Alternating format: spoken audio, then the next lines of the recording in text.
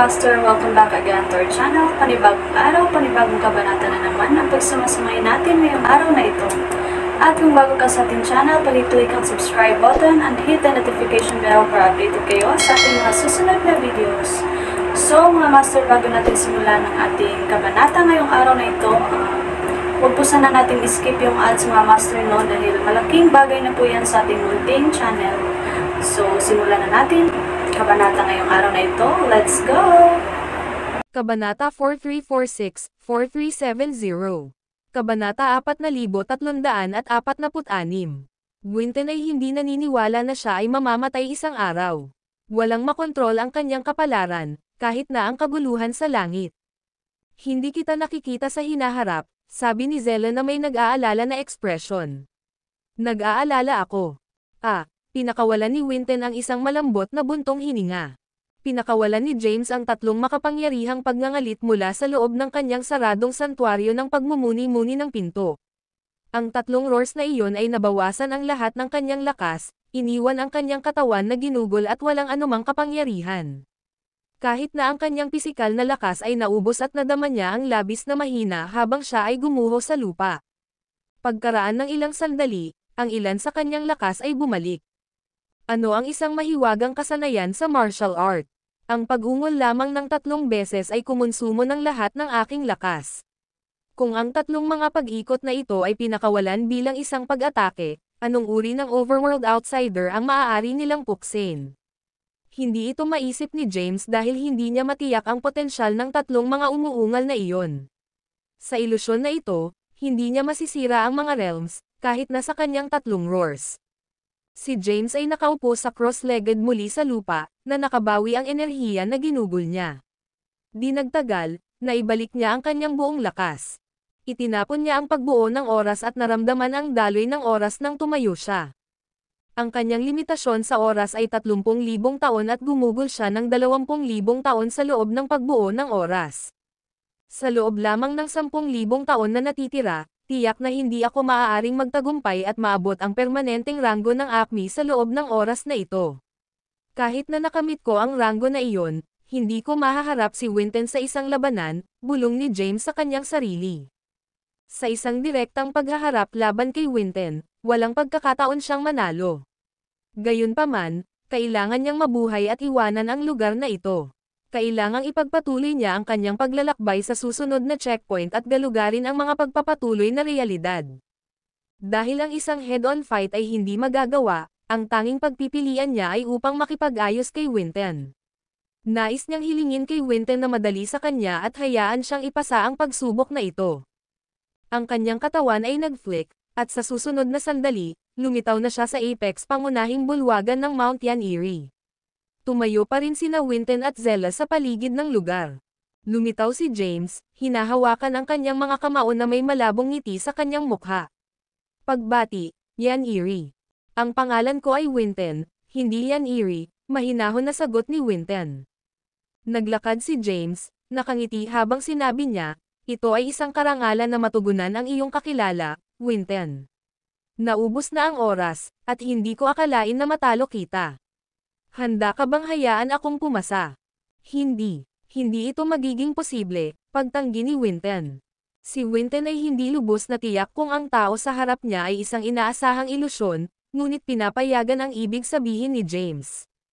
Nagsasakripisyo ng kanyang sarili. Hindi niya maaaring dalhin ang kanyang sarili na gawin iyon, lalo na isinasaalang-alang na si James ay hindi karapat-dapat sa gayong sakripisyo. Kapatid, si Zella ay nagsalita ng hindi sinasadya mula sa gilid. Sapat na, huwag sabihin ang isa pang salita, hinawakan ni Gwynten ang kanyang kamay ng bahagya, na nakakagambala sa hangarin ni Zella na magsalita. Pagkatapos, tiningnan niya si James at sinabing, nais mo bang lumaban, handa akong ibigay ang iyong kahilingan. Gayunpaman, inaasahan kong isakripisyo ang aking sarili upang umalis ka ay imposible. Matapos sabihin iyon, inikat niya ang kanyang mga manggas na damit at naglakad palayo. Si James ay walang magawa kay Zella at tinanong, Zella, ano ang dapat nating gawin ngayon? Nagkibit balikat si Zella at sinabing, sinubukan kong kumbansihin ang aking kapatid na ito habang, ngunit hindi niya ako makikinig. Ang video na ito ay edited by Urban Storytelling. Kabanata 4347. Talagang nakatadhana ba ako upang matugunan ang aking pagtatapos dito? Tiningnan ni James ang kaakit-akit na Mount Yaniri, na puno ng pag-aalala ang kanyang mukha. Hindi siya maaaring manalo sa isang away, at walang lakas upang masira sa susunod na ranggo. Hindi niya kukunin ang panganib na pumasok sa landas ng makalangit na paggising kung alam niya na magiging ganito ito. Huminga ng malalim si James. Ayaw niyang sumuko at hindi niya maisip na maghintay lamang sa kanyang kamatayan. Zella, maaari mo bang subukang mag-isip ng isa pang solusyon? Nakiusap si James. Nag-atubiling sandali si Zella, pagkatapos ay tumango at sinabing, susubukan kong makipag-usap muli sa aking kapatid. Matapos sabihin iyon, lumingon siya at umalis. Naupo si James sa threshold ng pangunahing bulwagan. Ang magagawa niya ay maghintay sa puntong ito. Natagpuan ni Zella si Winton sa silid ng pag-aaral ng apex ng Mount Yaniri. Si Winton ay nakaupo sa silid ng pag-aaral, kumalas sa kanyang kamay ng casual, at isang sinaunang scroll ang lumitaw sa kanyang pagkakahawak. Sinimulan niya ang pag-flip sa mga pahina nito. Ang tunog ng kanyang mga yapot na papalapit kay Drew ay mas malapit ngunit bago pa man siya makapagsalita, sinabi ni Winton, Zella, hindi na kailangan mong sabihin kahit ano. Hindi ako sasang-ayon dito. Lumakad si Zella at umupo sa tabi niya sa katahimikan. Kapatid, naramdaman ko na ito ay isang hindi patas na laban. Kung pareho kayo sa parehong ranggo, hindi ka magiging tugma para sa kanya, same time na sinabi ni Zella. Haha. Malumanay na kumalas si Winton, at inilagay ang sinaunang scroll pabalik. Tiningnan niya siya at sinabing, Zella, sinusubukan mong pukawin ako, ngunit hindi ito gagana. Hindi ko mapigilan ang aking ranggo ng paglilinang upang labanan siya. Natatakot ka ba? Tinitigan siya ni Zella, na binibigyang diin ang bawat salita, mansan ay naglakbay ka sa oras ng paglibing ng langit, kung saan ikaw ay walang kapantay sa mga kalaban sa parehong ranggo na katulad mo. Kahit na ang mga overworld outsider tulad ng Blythe Master, Chaos Master, at Primal Path Master na lahat ay nasa parehong ranggo habang natapos mo ang natalo. Natatakot ka ba na mawawalan ka ng iyong sikat na panalong streak kung pigilan mo ang iyong kaharian sa paglilinang para sa labanan sa kanya? Panipi. Tiningnan siya ni Winton. Ipinagpatuloy ni Zella, ang pagkatalo ay hindi isang kahihiyan, ang pagiging perpekto ay hindi isang magandang bagay. Kapatid, inaasahan kong makakaranas ka ng pagkatalo sa isang araw, dahil papayagan ka nitong makakuha ng isang mas malinaw na pag-unawa sa iyong sarili. Tanging maaari kang maglakbay ng mas malayo sa hinaharap. Zella, bakit mo ginugulo ang iyong sarili sa isang tagalabas? Hindi siya nagkakahalaga ng iyong mga pagsisikap. Ginagawa ko ito para sa aming angkan, ang ekspresyon ni Zella ay nag-iisa habang nagsalita, kapatid, tiwala sa akin ito minsan. Sigaw ni Winton. Tumayo siya at naglakad papunta kay Zella, malumanay na tinapik ang kanyang ulo. Sige, ipinangako ko sa iyo na tatatak ko ang aking batayang paglilinang ng isang beses at labanan siya sa ranggo ng walang hanggan na kataas-taasang landas. Gayunpaman, hindi ako magpapakita ng anumang awa, kailangan pa rin niyang may kakayahang patayin ako. Nang marinig ang kanyang mga salita, isang pahiwatig ng kagalakan ang lumitaw sa kaakit-akit na mukha ni Zella. Salamat, kapatid. Matapos sabihin ito, mabilis siyang tumayo at nagmadali na naubusan ng pag-aaral. Matapos siyang umalis, ang ngiti sa mukha ni Winton ay unti-unting kumupas, at ang kanyang ekspresyon ay naging stoic. Mabilis na bumalik si Zella sa main hall ng Apex, isang ngiti pa rin ang naghihintay sa kanyang mukha. Sinabi niya, kinumbinsi ko ang aking kapatid. Pumayag siyang bigyan ang kanyang base sa paglilinang at makipaglaban sa iyo sa ranggo ng walang hanggan na kataas-taasang landas. Nang marinig ito, huminga si James ng isang buntong hininga. Ang pakikipaglaban kay Winton kasama ang kanyang paglilinang ay tinatakan siya na makakamit niya ang tagumpay. Huwag mo siyang maliitin, babala ni Zella, ang aking kapatid ay hindi pa natalo sa iba pa sa parehong ranggo ng kanya. Matapos niyang pumasok sa walang hanggan na kataas-taasang landas, binaligtad niya ang oras at espasyo, lumakad sa ilog ng oras, at nagpunta sa edad na libing ng langit upang makahanap ng overworld. Outsider na may parehong ranggo ng kanyang sarili at tinalo ang mga ito. Ang mga kalaban na natalo ng aking kapatid ay mga kilalang powerhouse mula sa lahat ng sulok ng mundo. Panipi. Kasama sa kanyang mga kalaban ang Master na lumikha ng kaguluhan sa sagradong sining, ang Blythe Master, na binuo ang Blythe Omniscience, at ang Primal Pathmaster, ang tagapagtatag ng Primal Mantra. Ito ang mga kilalang powerhouse mula sa edad ng libing ng langit. Ang ilan sa kanila ay naabot pa ang walang hanggan na kaharian ng ranggo ng Kailam Acme sa hinaharap. Lahat sila, kabilang ang isang peerless powerhouse mula sa Chaos Rango, ay natalo ng aking kapatid. Panipi. Hindi ako natatakot hanggat mananatili siya sa loob ng kwasi na walang hanggan na kataas-taasang ranggo ng landas, kumpiyansa na iginiit ni James. Inaasahan ko ang iyong labanan sa aking kapatid. Inaasahan kong maaari mo siyang talunin. Hindi pa siya nakaranas ng pagkatalo dati, at ang kanyang paglilinang ay walang kamali. Ang video na ito ay edited by Urban Storytelling. Kabanata 4348. Gwynton ay sumang-ayon na higpitan ang kanyang ranggo ng paglilinang at labanan si James sa kwasi na walang hanggan na kataas-taasang ranggo ng landas. Nagbigay ito kay James ng isang glimmer ng pag-asa para sa tagumpay. Sa kabila ng kasunduan, paalalahanan pa rin ni Zayla si James na huwag maging bulalas. Kahit na nilinang ni James ang tatlong tinig ng kaguluhan, nagmamay-ari ng Ignis, at nakarating sa ikawalong yugto ng Omniscience Path. Sa kabila ng pagkakaroon ng lahat ng mga mapagkukunang ito, pantay pa rin siyang may tugma kay Winton. Sa katunayan, ang kinalabasan ng kung sino ang lilito na tagumpay ay hindi pa rin sigurado. Naging maingat si James sa paalala ni Zayla. Kinilala niya na kasalukuyang hindi siya gumaganap sa kanyang rurok. Nagpasya siyang bumalik at magpasok ng pag-iisa sa loob ng isang panahon, inaayos ang kanyang kondisyon upang maabot ang kanyang pinakamainam na estado. Sa isang sulyap ng isang mata, isang libong taon lamang ang naiwan hanggang sa 3,000 taong deadline, at bukas ay magiging araw ng kanilang labanan. Ginamit ng labanan ang buong mundo bilang battlefield ng paghahanap. Sa panahong ito, tinangka ni Winton na iwanan ang mundong ito ngunit natuklasan ang mga malalakas na paghihigpit na nagpapanatili sa kanya nang nakakulong sa loob nito. Sa kabila ng kanyang malalim na paglilinang, hindi siya maaaring malaya sa mundong ito. Ang pagsasakatuparan na ito ay humantong sa kanya na maniwala na siya ay talagang nakulong sa isang projection, sa loob ng eksperimentong ilusyon ni James. Ang pagkakaroon ng buong mundo dahil ang kanilang larangan ng digmaan ay nangangahulugang walang mga hadlang ang maglilimite sa kanilang laban. Bukod dito, inaasahan ni Winton na makita kung talunin siya ni James sa pantay na paglalakad. Siya ay isang peerless powerhouse, na hindi natalo ng sinuman sa parehong ranggo. Walang buhay na maaaring talunin siya, at ito ay humantong sa kanyang paglilinang puso na walang kamali-mali na perpekto, nang walang kapintasan.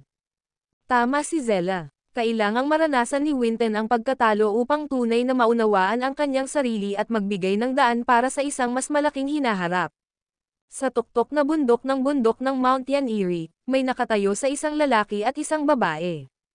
Bukas ay ang araw ng labanan, tiningnan ni Winton si Zayla at sinabing, ito ay isang projection at isang ilusyon na ginawa para sa pagsubok ng isang tao. Ang iyong presensya ay makagambala sa akin. Una kong puksain ang lahat ng nabubuhay na nilalang sa ilusyon na ito bago magsimula ang labanan. Tumanggo si Zayla at sinabi, bago ang labanan, may ilang mga bagay na kailangan kong sabihin kay James. Pagkatapos nito, iiwan ko ang ilusyon. Hindi na kailangan mong makialam. Tumanggo si Winton. Tumalikod si Zayla at umalis. Tumayo si Winton sa lugar, tinitingnan ang malalayong bundok at lupa. Sword Manifest. Itinaas niya ang kanyang kamay, at hindi mabilang na mga inskripsyon ang lumitaw sa kanyang palad. Ang mga inskripsyon na ito ay nagkalat agad, na pinaghalo sa kalangitan at lupa. Sa sandaling iyon, ang hindi mabilang na mga fragment ng mga espada ay lumitaw. Ang langit at lupa, ang mga fragment na ito ay unti-unting nagsama, na bumubuo ng isang nakasisilaw na mahabang tibak. Si James ay nasa pag-iisa pa rin. Naramdaman niya ang isang mapanirang aura na nagwawalis at pinigilan ang kanyang paglilinang. Nakita niya ang nakasisilaw na mahabang tibak na unti-unting kumukuha ng form sa kalangitan. Sa sandaling ito, lumitaw si Zayla sa harap niya. Iyon ang sagradong tibak ng aming angkan, Isang banal na sandata na ginawa ng aming mga makapangyarihang ninuno, na nangangailangan ng hindi mabilang na edad upang makaya, paliwanag niya. Ang aking kapatid ay palaging tinatakan ito sa loob ng mundo. Ang huling oras na ginamit niya ito ay kapag siya ay naglalakad sa ilog ng oras hanggang sa edad ng libing ng langit. Kung hindi man, hindi pa niya ginamit ang tibak ng buwan. Naglakad si Zella, nakatingin sa tibak na humuhubog sa kalangitan. Inilabas ng aking kapatid ang tibak ng buwan, na nagpapatunay na itinuturing kanya na isang karapat-dapat na kalaban, at isang palatandaan na bibigyan niya ito ng lahat sa labanan bukas. Alinman, ang labanan ay magtatapos sa isa sa iyon na patay, sabi ni Zella, ang kanyang ekspresyon libingan. Ang mukha ni James ay naging seryoso din. Sa katunayan, ang presyon mula sa tibak na ito ay masyadong matindi para sa kanya na madala. Ito ay higit na nakakatakot kaysa sa kanyang sword Celestial Sword. Ang video na ito ay edited by Urban Storytelling. Kabanata 4349. Ang Sword Celestial Sword ay nabuo ng Light of Acme matapos ang pagkamatay ng 10 o higit pang mga Terra Acmens. Nag-utos ito ng nagwawasak na kapangyarihan. Gayunpaman, ang Sword Celestial Sword ay maraming mga antas sa ilalim ng Sword ng Moonlit. Ito ba ang banal na sandata ng ranggo ng Kylum Acme? Tanong ni James. Manamham, tumanggo si Zella at sinabi, oo, ito ay isang Kylum Acme na banal na armas. Panipi. Ha, huminga ng malalim si James. Ngumiti si Zella at sinabing, bigyan mo ang lahat ng nakuha mo bukas. Tretuhin ang buong ilusyon bilang iyong larangan ng paghahanap. Iyon ay para sa pinakamahusay, sagot ni James sa kaluwagan. Maaari siyang lumaban ng walang limitasyon at gamitin ang kanyang buong lakas sa panahon ng labanan sa pag-aayos na ito. James, ikaw ay kakilakilabot at halos hindi malalakas na malakas. Gayunpaman, ang aking kapatid ay mas malakas kaysa sa iyo. Kamakailan lamang ay lumakad ka lamang sa ranggo ng kataas-taasang landas, habang siya ay nanatili sa ranggo na ito sa mahabang panahon. Ang iyong lakas ay hindi maaaring tumugma sa kanyang kahit na sa loob ng kwasi na walang hangganan na kataas-taasang ranggo ng landas. Sa pamamagitan lamang ng lakas ng iyong Ignis na halos hindi mo maihahambing sa kanya. Panipi. Tungkol sa puntong ito, hindi nagulat si James. Ang isang tao na maaaring talunin ang mga peerless powerhouse sa parehong ranggo na tulad niya mula sa edad ng libing ng langit ay tiyak na hindi isa na makakasama. Ang pirma ng supernatural na kapangyarihan ng aking kapatid. Mga kasanayan tulad ng Blight Omniscience at ang kaguluhan sa sagradong sining. Sa labanan na ito, hindi mo kayang maging walang ingat. Mawawala ka kung ikaw ay nagiging kampante, babala ni Zella.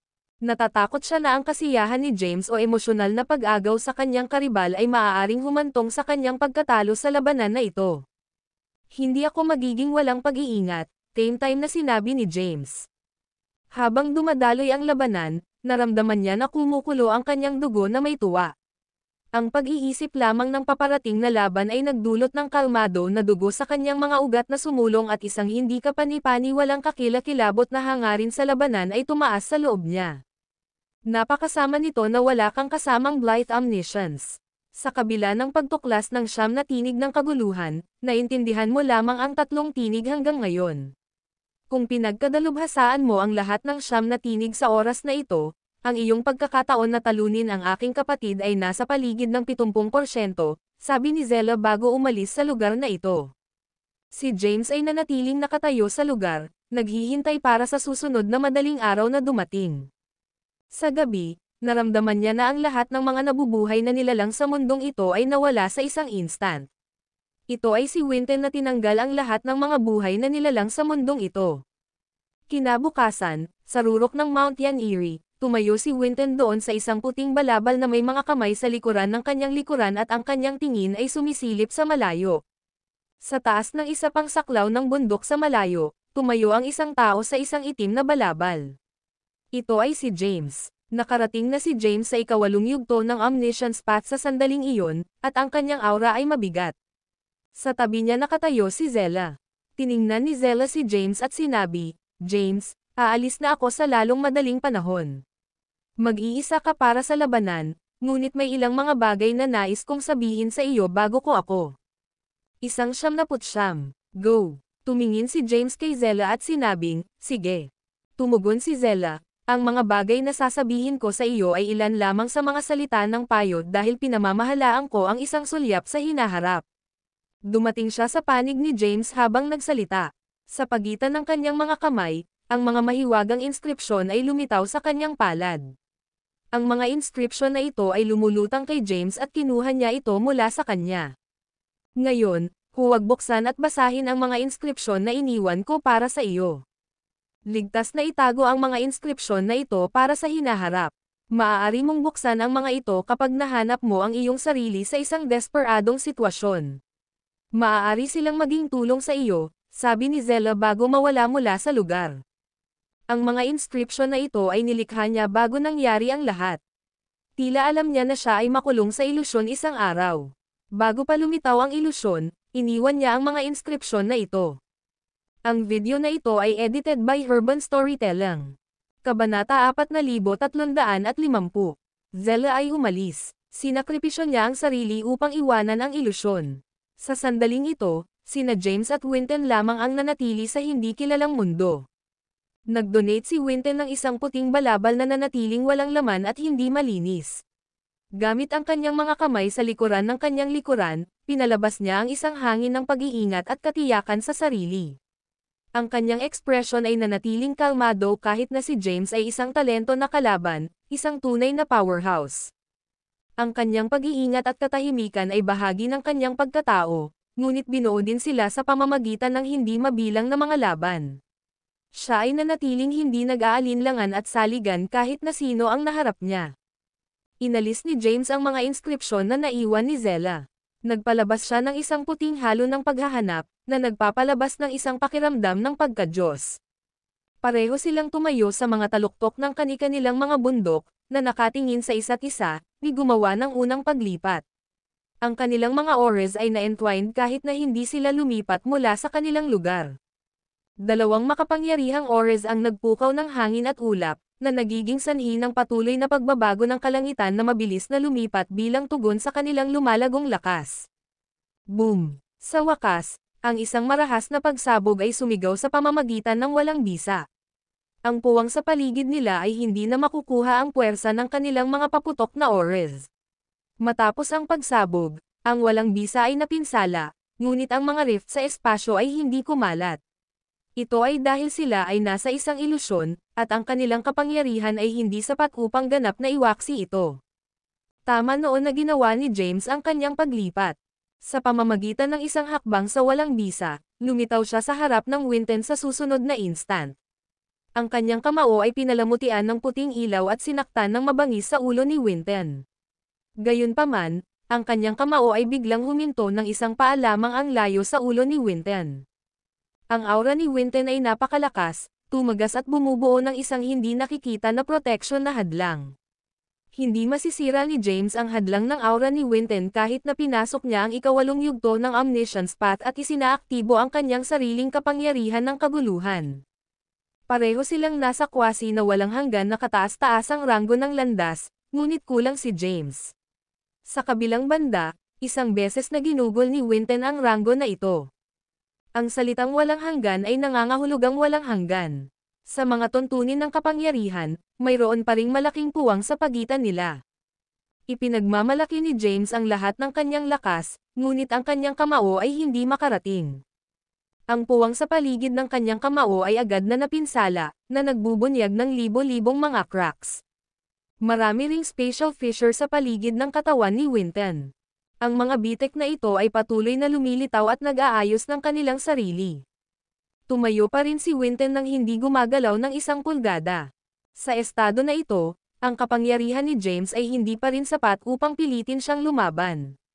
Nasaan ang iyong Ignis? Si Winton ay nanatiling binubuo at sinabing, ang aming lakas ay nananatiling naiiba kahit na pinasok mo ang kwasi na walang hanggan na kataas-taasang ranggo ng landas. Kailangan mong gamitin ang Ignis upang bahagya ang tulay na puwang. Ang iyong lakas ay mabaliw, pag-ungol ni James sa ilalim ng kanyang paghinga, mabilis na umatras. Sa instant ng kanyang pag-urong, naaktibo niya ang Ignis sa loob ng kanyang katawan. Ang Ignis, na nakatago ng malalim sa kanyang larangan ng elixir, ay agad na kumalat sa buong kanyang mga paa at buto. Ang katawan ni James ay naglabas ng isang putok ng puting ilaw, na umaabot ng 2 o 3 metro ang taas. Gamit ang White Search Halo at ang White Flames na nakapaligid sa kanya, ngayon ay binigyan siya ng kapangyarihan ng Ignis, na ginagawang mas malakas at lalo pang pinapahusay ang kanyang aura. Nakatayo sa malayong walang bisa, nabaluktot ni James ang kanyang mga kalamnan, na naramdaman ang napakalawak na kapangyarihan na bumagsak sa loob ng kanyang katawan. Ang isang tiwala na ekspresyon ay pinalamutian ang kanyang mukha. Ito ang kanyang pinakamalakas na estado sa ranggo na ito. Aaminin niya ang pagkatalo kung ang kanyang lakas ay hindi sapat upang malampasan si Winton. Sensing James' aura at ang kanyang bagong lakas, ngumiti si Winton at sinabing, nakakakawili-wili ito ngayon. Ginawa niya agad ang paglipat niya. Sa isang iglap, lumitaw ang kanyang katawan sa harap ni James. Ang video na ito ay edited by Urban Storytelling. Ang Kabanata 4351. Winton ay agad na tumalon sa aksyon. Pumasok na si James sa ikawalong yugto ng Omniscience Path, at ang kanyang mga kasanayan ay napabuti. Bagaman si Winton ay hindi na nakagapos sa mga limitasyon ng oras at espasyo, malinaw pa rin na nakikita ni James ang kanyang mga paggalaw. Mabilis niyang itinaas ang kanyang kamay, tinangka na hadlangan ang pag-atake ni Winton. Gayunpaman, biglang nawala si Winton sa huling segundo at sinaktan si James mula sa likuran. Ang isang nagwawasak na puwersa ay tumama sa likod ni James, na naging dahilan upang siya ay tumaas. Ang isang pinsala ay agad na nabuo sa kanyang likuran at kumalat sa buong katawan niya. Ang manipis na puwersa ay nagdulot din ng kanyang enerhiya sa dugo. Hindi mapigilan ito, si James ay naglabas ng isang bibig ng dugo. Laban sa isang powerhouse tulad ni James, pinangunahan ni Winton ang kanyang buong lakas at inatake sa lahat ng kanyang lakas upang masaktan si James. Bago mabawi si James mula sa unang suntok, libo-libong mga pag-atake ng palma ang nakapaligid sa kanya, na bumubuo ng isang nakakatakot na pagbuo ng espasyo. Si James ay nakulong sa loob ng pormasayon at sinaktan ng ilang libong beses sa isang solong instant. Sa mga segundo lamang, ang kanyang buong katawan ay nakasakay sa mga pinsala. Nakakatakot siya. Mula sa maikling sandali ng pakikipaglaban, napagtanto ni James kung gaano kalakas si Winton. Si Winton ay nagpatawad sa kanyang ranggo ng paglilinang at kasalukuyang nasa parehong ranggo tulad ni James. Kung hindi niya ito nagawa, madali niyang talunin at patayin si James. The spell. Hindi pinansin ni James ang mga pinsala sa kanyang katawan. Pinagtutuunan niya ang kapangyarihan ng Ignis, Omniscience Path, at Chaos Path patungo sa kanyang daliri at itinuro patungo sa kalangitan. Isang malakas na puwersa ang sumabog mula sa kanyang daliri at nasira ang pagbuo sa paligid niya. Kinuha ni James ang pagkakataon at mabilis na nakatakas sa pagbuo. Boom! Sa sandaling tumakas siya sa malayo, agad na sumabog ang pagbuo. Agad na nawasak ang Mount Yaniri. Ang mahiwagang kapangyarihan na nakapaloob sa ilusyon ay tila nawala, at ang pinsala na ginawa sa Mount Yaniri ay hindi na ibalik. Kapag napalayo niya ang kanyang sarili ng malaki, huminga si James para sa paghinga. Pagkatapos, mabilis niyang ginamit ang kapangyarihan ng landas ng buhay upang gamutin ang kanyang mga sugat. Hanggat ang kanyang kaluluwa na si Genesis ay hindi nasira, siya ay walang kamatayan. Hindi nagulat si Winton na agad na nakabawi si James mula sa mga pinsala. Kalmado siyang tumayo sa walang bisa gamit ang kanyang mga kamay sa likuran niya. Si James ay nakangiting, panahon na para matikman mo ang aking kapangyarihan. Hindi niya nakatagpo ang gayong makapangyarihang kalaban na sumikop sa parehong ranggo sa kanya sa mahabang panahon at natuwa sa hamon.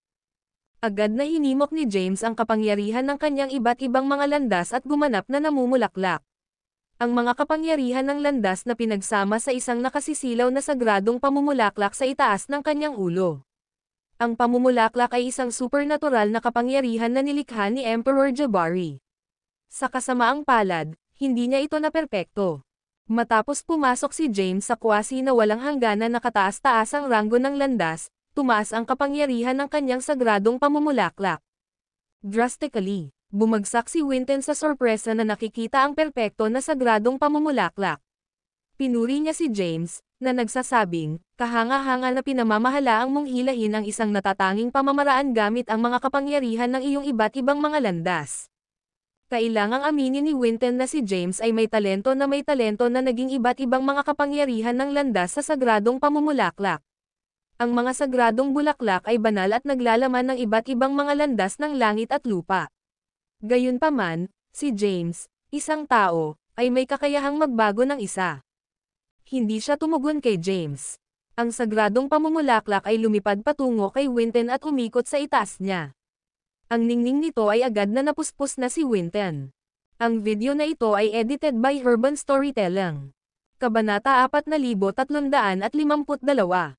Ang glow ng sagradong blossom ay nakapaligid sa Winton. Si James ay kasalukuyang nasa kwasi na walang hanggan na kataas-taasang ranggo ng landas. Karaniwan, ang ilaw ng kanyang sagradong pamumulaklak ay sapat na upang patayin kahit na ang permanence acmin. Gayunpaman, si Winton ay tumayo nang hindi nasaktan kahit na matapos na maligo ng sagradong blossom's light. Kalmado siyang umikot sa walang bisa, na pinapayagan ang ilaw ng sagradong pamumulaklak na mapuspos siya. Bigla, nahulog ang sagradong pamumulaklak, at isang mapanirang puwersa ang sumabog. Sa wakas ay gumawa si Winton. Inihayag lamang niya ang kanyang kamay at tinawag ang ilang mga gintong inscription. Ang mga inscription ay natipon upang makabuo ng isang ginintoang, proteksyon na hadlang sa paligid niya. Ang mga sagradong kapangyarihan ng Blossom ay kumalat at sinira ang lugar kung saan tumayo si Winton. Bagaman ang lugar ay lubos na pinatibay, ang puwang ay nagsimulang gumuho. Matapos masaktan ng puwersa, bahagyang na-crack ang proteksyon ng Winton. Samantala, nabigo si James sa resulta. Si Winton ay sobrang malakas. Maging ang sagradong pamumulaklak ay hindi maaaring tumagos sa kanyang proteksyon na hadlang. Hindi ba sinabi ni Zella na si Winton ay nasa kwasi na walang hanggan na ranggo, at mayroon akong 50% na pagkakataon ng tagumpay laban? Siya, bakit parang mas malakas ang paraan niya sa akin? Nagtataka si James. Swoosh! Isang mahabang tibak na ipinakita sa kamay ni Winton, na naging sanhi ng pag-akyat ng kanyang aura. Itinuro ni Winton ang kanyang tibak kay James sa malayo at sinabi ng mahinahon, hindi ako magpapakita sa iyo ng anumang awa. Kahit na nasa loob kami ng isang ilusyon, at ito ay simpleng pagsasanay, hindi ako mapipigilan. Pinatawag ni Winton ang tibak ng moonlit. Ang angkan ng Yaniri ay gumugol ng maraming pagsisikap na gumawa nito. Ito ang pinakakahanga-hangang tibak na nakita ni James. Ang labis na puwersa ay nagliliwanag mula sa nakasisilaw na mahabang tibak. Ang puwersa ay lumampas sa lakas ng isang Terra Acmin at naaayon sa isang Kylem Acmin. Bagaman hindi ito maihahambing sa isang tunay na kapangyarihan ng Kylem Acmin, medyo maihahambing ito. Unti-unting naging solemn na ang ekspresyon ni James. Mabilis niyang tinawag ang Sword Celestial Sword, itinuro ito sa Winton, at same time na sinabi, ibibigay ko ang lahat ng nakuha ko, kaya bigyan mo ako ng iyong pinakamahusay na pagbaril. Matapos umalis ang mga salita ni James, agad na sinampahan ni Winton ang kanyang mahabang tibak. Ilang beses nang sinalsal ni Winton ang kanyang tibak, na pinakawalan ang mga glimang energies ng tibak. Gayunpaman, ang mga energies ng tibak ay hindi singilin kay James ngunit nawala sa nakapaligid na espasyo. Si James ay bahagyang naabak at maingat na naobserbahan ang kanyang paligid. Napagtanto niya ang mga energies ng tibak ni Winton ay napunta sa paligid, at may nagbago sa paligid nila. Ang energies ng tibak ng Winton ay naglalaman ng nakasisindak na lakas ng landas. Napagtanto ni James na nasa panganib siya at nais na makatakas sa lugar. Gayunpaman, huli na, at siya ay nakulong sa ibang puwang. Ito ay isang mundong nilikha ko, James. Tinatawag itong mundo ng tibak. Panipi. Ang boses ni Winton ay sumigaw sa paligid niya. Ang kanyang tinig ay tunog ng haka-haka at hindi totoo. Nadama ni James na nagring sa kanyang mga tainga, ngunit parang nagmula rin ito sa malayong kalangitan. Ang mundo ng tibak. Hinabol ni James ang labi niya. Sinabi ni Winton, tama iyon. Nilikha ko ang mundo ng tibak na ito. Kahit na ang aking pag-unawa sa landas ng tibak ay hindi malalim, tiwala ako na ang mundong ito ay sapat na upang patayin ka. Panipi. Matapos magsalita si Winton, nakaramdam si James ng matinding presyon na sumugod sa kanya. Si James ay nakulong sa loob ng mundo ng tibak ni Winton, at ang nakakatakot na presyon ay nagsimulang durugan ang kanyang katawan. Ginamit na niya ang ikawalong yugto ng Omniscience Path, hinimok ang kapangyarihan ng Flame God Incarnation, at pinapakilos ang kanyang kapangyarihan ng kabuluhan. Gayunpaman, ang kanyang katawan ay nasasaktan pa rin sa pag-atake ni Winton. Ang video na ito ay edited by Urban Storytelling. Kabanata 4353. Swoosh! Ang energies ng Tayback ay lumubog kay James mula sa iba't ibang direksyon. Mabilis na itinaas ni James ang Sword Celestial Sword at pinakawalan ang kanyang sariling energies ng Tayback upang ma-parry ang mga pag-atake. Gayunpaman, nakulong siya sa loob ng mundo ng Tayback ni Winton. Ang kanyang kalaban ay maaaring tumawag ng mga energies ng Tayback sa pamamagitan lamang ng paggamit ng kanyang isip. Sa loob lamang ng segundo, libo-libong mga energies ng Tayback ang nagpuno sa lugar at napapalibutan si James. Bagaman nasa pinakamalakas na anyo si James, nagpupumilit pa rin siyang mabuhay sa mundo ng espada ni Winton. Pinigilan niya ang energies ng Tayback ng paisa-isa, ngunit ang manipis na bilang ng mga energies ng Tayback ay nasasaktan siya. Swoosh! Ang kanyang katawan ay tinusok ng maraming beses sa pamamagitan ng malabong na pag-atake, at ang dugo ni James ay umuulan mula sa kalangitan. Samantala, lumutang si Winton sa labas ng kanyang mundo ng Tayback, mahinahon na nanonood ng pakikibaka ni James sa loob nito. Deftly deflected ni James ang mabangis na pag-atake ng energies ng Tayback ngunit hindi pa rin siya nakaligtaan. Sa isang iglap lamang, siya ay sinaktan ng ilang libong beses at ang kanyang katawan ay natakpan sa mga sugat. Hayaan mo ako, sampain ka. Ang mukha ni James ay na-scrunched sa desperasyon. Ipinagkaloob niya ang lahat ng kanyang mga kapangyarihan sa Sword Celestial Sword at sinisingil sa kalangitan. Ang glimang sword energy ay sumabog mula sa Tayback at binaril sa kalangitan tulad ng isang higanteng dragon. Ang pag-atake ni James ay sapat na sapat upang malubhang masaktan at patayin ang isang panimulang yugto ng Terra Akmin. Gayunpaman, nabigo siya kahit na gumawa ng isang ngipin sa mundo ng espada ni Winton. Isang hindi nakikita na puwersa ang sumugod mula sa kalangitan. Ang enerhiya ng Tayback ni James ay walang magawa laban dito at pinilit na paatras. Bigla, lumingon ito at ang pag-atake ay na-redirect kay James. Mabilis na tumakas si James mula rito. Boom! Ang enerhiya ng Tayback ay nagpahiwatig at dumami sa maraming higit pang mga lakas ng Tayback. Kinontrol sila ni Winton, na nagdidirekta sa kanila na salakayin si James mula sa iba't ibang direksyon. Rallied ni James ang kanyang mga kapangyarihan at mabilis na nagtipon ng isang protection na hadlang sa paligid ng kanyang sarili. Kasabay nito, tinawag niya ang ilang mga inskripsyon at pinagsama ang mga ito sa kanyang mga kapangyarihan upang mapalakas ang protection na hadlang. Mula sa labas ng mundo ng Tayback, itinuro ni Winton kay James at binulong, kunin mo siya. Bigla, ang hindi mabilang na energies ng Tayback ay lumitaw mula sa kanyang daliri at ipinadala sa mundo ng Tayback. Ang mga glimang blades ng energies ng Tayback ay nakapaligid kay James at hinarang ang bawat ruta ng pagtakas.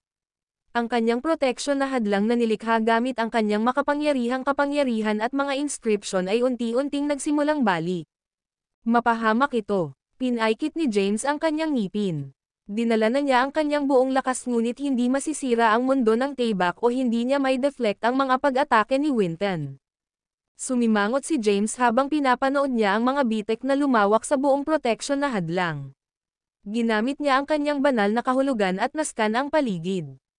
Ang mundong siya ay nakulong sa loob ng ay puno ng enerhiya ng Tayback. Ang mundo ng Tayback ay itinayo gamit ang enerhiya ng Tayback ng Winton, at pinatibay gamit ang kanyang mga landas sa landas, na imposible na sirain ni James. Crack! Ang protection na hadlang ni James ay naghiwalay at nasira.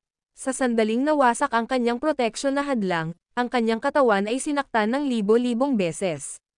Ang lahat ng mga energies ng Tayback sa loob ng Sword World ni Winton ay bumagsak kay James. Ang video na ito ay edited by Urban Storytelling. Kabanata 4354. Winton's Swords World ay isang puwersa na may bilang. Sa kabila lamang na nakulong sa isang maikling sandali, si James ay labis na nasugatan matapos na masaktan ng libo-libong energies ng Tayback. Ang kanyang enerhiya at lakas ng dugo ay nag-flag. Ang kanyang katawan ay bumagsak mula sa kalangitan at bumagsak sa lupa, ngunit ang energies ng Tayback ay hindi tumigil sa kanilang pag-atake. Nawala ba ako sa wakas? Tinitigan ni James ang maliwanag na energies ng Taybak na nag-zoom papunta sa kanya mula sa kalangitan. Hindi pa rin niya nais na tanggapin ang pagkatalo. Kinuha niya ang kanyang ngipin sa pamamagitan ng presyon mula sa mundo ng Taybak at bumangon mula sa lupa. Pinagsama niya ang kanyang natitirang lakas at naglabas ng isang tunog na naglalaman ng mapanirang kapangyarihan. Ang kanyang tinig ay lumusot sa hangin at nagsimulang mawala ang lahat sa landas nito. Pinakawalan ni James ang supernatural na kapangyarihan na nakuha niya kamakailan ang unang tono ng siyam na tinig ng kaguluhan. Ang unang tono ng kapangyarihan ng Chaos 9 Voice ay nagdulot ng ilang mga bitek na mabuo sa ibabaw ng mundo ng espada ni Winten. Nakita ni James ang isang pagkakataon at gaganapin sa Sword Celestial Sword, na dumadaloy patungo sa crack. Ibinuhos niya ang kapangyarihan ng kanyang landas na walang kabuluhan, ang Ignis, at kaguluhan ng kapangyarihan sa Sword Celestial Sword. Isang marahas na puwersa ang sumabog mula sa Taybak at sinaktan ang crack na nabuo sa Taybak. Border ng mundo. Ang crack ay nagsimulang kumalat ng mabilis. Creek. Ang mundo ng Taybak ay gumuho at sumangga sa manipis na hangin. Matapos sa wakas ay nakatakas sa mundo ng Taybak, mahina si James sa kalangitan. Samantala, lumulutang si Winten sa malapit sa isang kataas-taasang aura. Tiningnan niya si James na may banayad ng ngiti at sinabing, "Siyam na tinig ng kaguluhan, ha? Hindi masama." Gayunpaman, ang siyam na tinig ng kaguluhan ay isang supernatural na kapangyarihan na inilaan para sa mga Kylum Acmins. Hindi mo maperpekto ang siyam na tinig ng kaguluhan sa iyong kasalukuyang mga kakayahan. Kahit na naperpekto mo ito, mayroon ka lamang isang 70% na pagkakataon na talunin ako. Sa kasamaang palad, hindi mo pinagkadalubhasaan ang anumang bagay na lampas sa ikatlong tono. Panipi. Patuloy na humihinga si James para huminga. Hindi niya inaasahan si Winten, na nagpatawad sa kanyang ranggo ng paglilinang, na sobrang lakas. Tunay na nabuhay si Winten hanggang sa kanyang reputasyon sa pagtalo sa lahat ng mga nangungunang powerhouse sa edad ng libing ng kalangitan. Determinadong sinabi ni James, "Hanggat huminga pa rin ako, hindi pa ako nawala." Ang kanyang enerhiya ng dugo ay nagsimulang kumulo muli, at ang malakas na enerhiya ay nagpalipat-lipat sa kanyang katawan. Kasabay nito, ang kanyang espiritu ng pakikipaglaban ay tumaas. "Ito ay ang iyong panlasa ng aking mundo ng Taybak," retorted James malakas. Ang kanyang katawan ay sumiklab sa paligid ni Winten, paulit-ulit na pag-swing ng kanyang Taybak upang mailabas ang libo-libong energies ng Taybak. Ang energies ng Taybak ay pinagsama sa mga natatanging inskripsyon upang bumuo ng isang mundo ng Taybak. Si James ay simpleng gayahin ang naunang paglipat ni Winten. Napansin niya na ginamit ni Winten ang enerhiya ng Taybak kasama ang ilang mga inskripsyon upang makabuo ng isang mundo ng Taybak. Bagaman walang ideya si James kung anong uri ng mga inscription ang ginamit, medyo tiwala siyang naintindihan niya ang mga inscription pati na rin si Winten. Gamit ang kanyang enerhiya ng Taybak, at ang kanyang pag-unawa sa mga inscription, nilikha ni James ang kanyang sariling mundo ng Taybak. Si Winten ay agad na nakakulong sa loob ng mundo ng espada ni James, at hindi mabilang na energies ng Taybak na binaril sa kanya. Gayunpaman, ngumiti si Winten nang makita niya ang mga papasok na pag-atake. Nagpadala siya ng maraming mga inskripsyon at binago ang mga ito sa isang protection na hadlang. Clank, clink, clank. Ang energies ng Taybak ni James ay hindi maaaring masira ang hadlang o maging sanhi ng anumang malaking pinsala kay Winten. Gawin mo itong maayos. Gayunpaman, hindi mo naintindihan ang mga pangunahing prinsipyo nito. Matapos magsalita, dahan-daang lumapit si Winten sa hangganan ng mundo ng Taybak. Nang makarating siya sa hangganan, gumawa siya ng isang hakbang patungo dito, at ang mundo ng Taybak ay nahiwalay. Ang puwang sa paligid ng kanyang katawan ay nagsimulang bumagsak. Ang mundo ng Taybak ni James ay agad na nawala at nawala. Si Winten ay sumabog sa harap ni James at sinabing, "Dapat kong aminin, malakas ka. Gayunpaman, mahina ka pa rin na dalhin ako. Panahon na akong natapos sa farce na ito. Ito ay isang awa na mayroon kang kasawian na nakatagpo ako sa akin." Ang video na ito ay edited by Herban Storytelling. Kabanata 4355. Winten ay kalmado at nakolekta. Kahit na si James ay nagpakita ng malaking lakas, hindi siya nakita ni Winten bilang isang karapat-dapat na kalaban. Sinabi ni Winton, akala ko ikaw ang magtatapos sa aking panalong streak. Sa kasamaang palad, nasobrahan ko ang iyong mga kakayahan.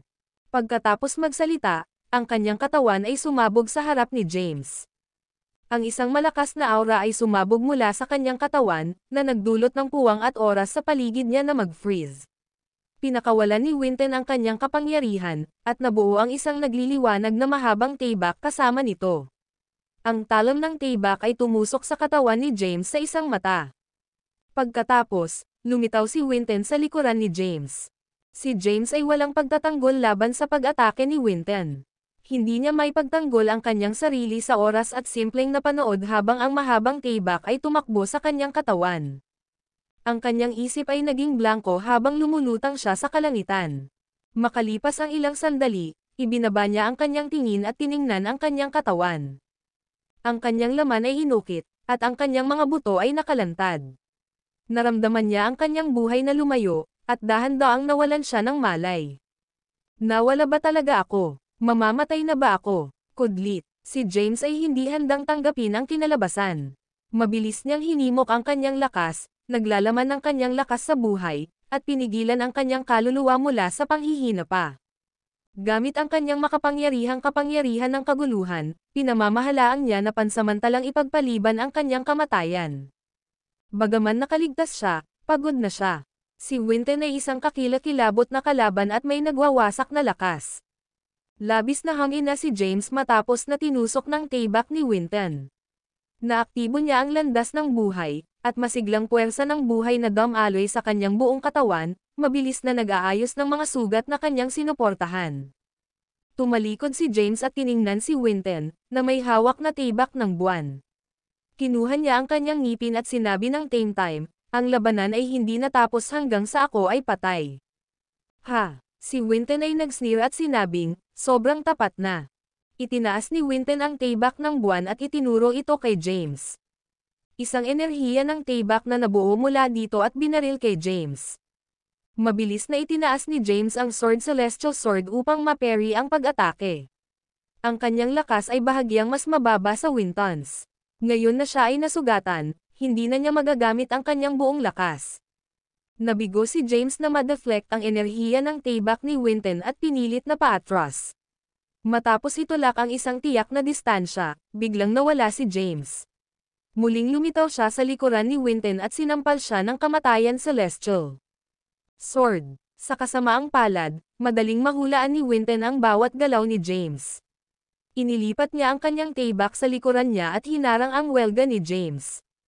Clank. Ang Sword Celestial Sword at Moonlit Sword ay nag-scrap laban sa bawat isa.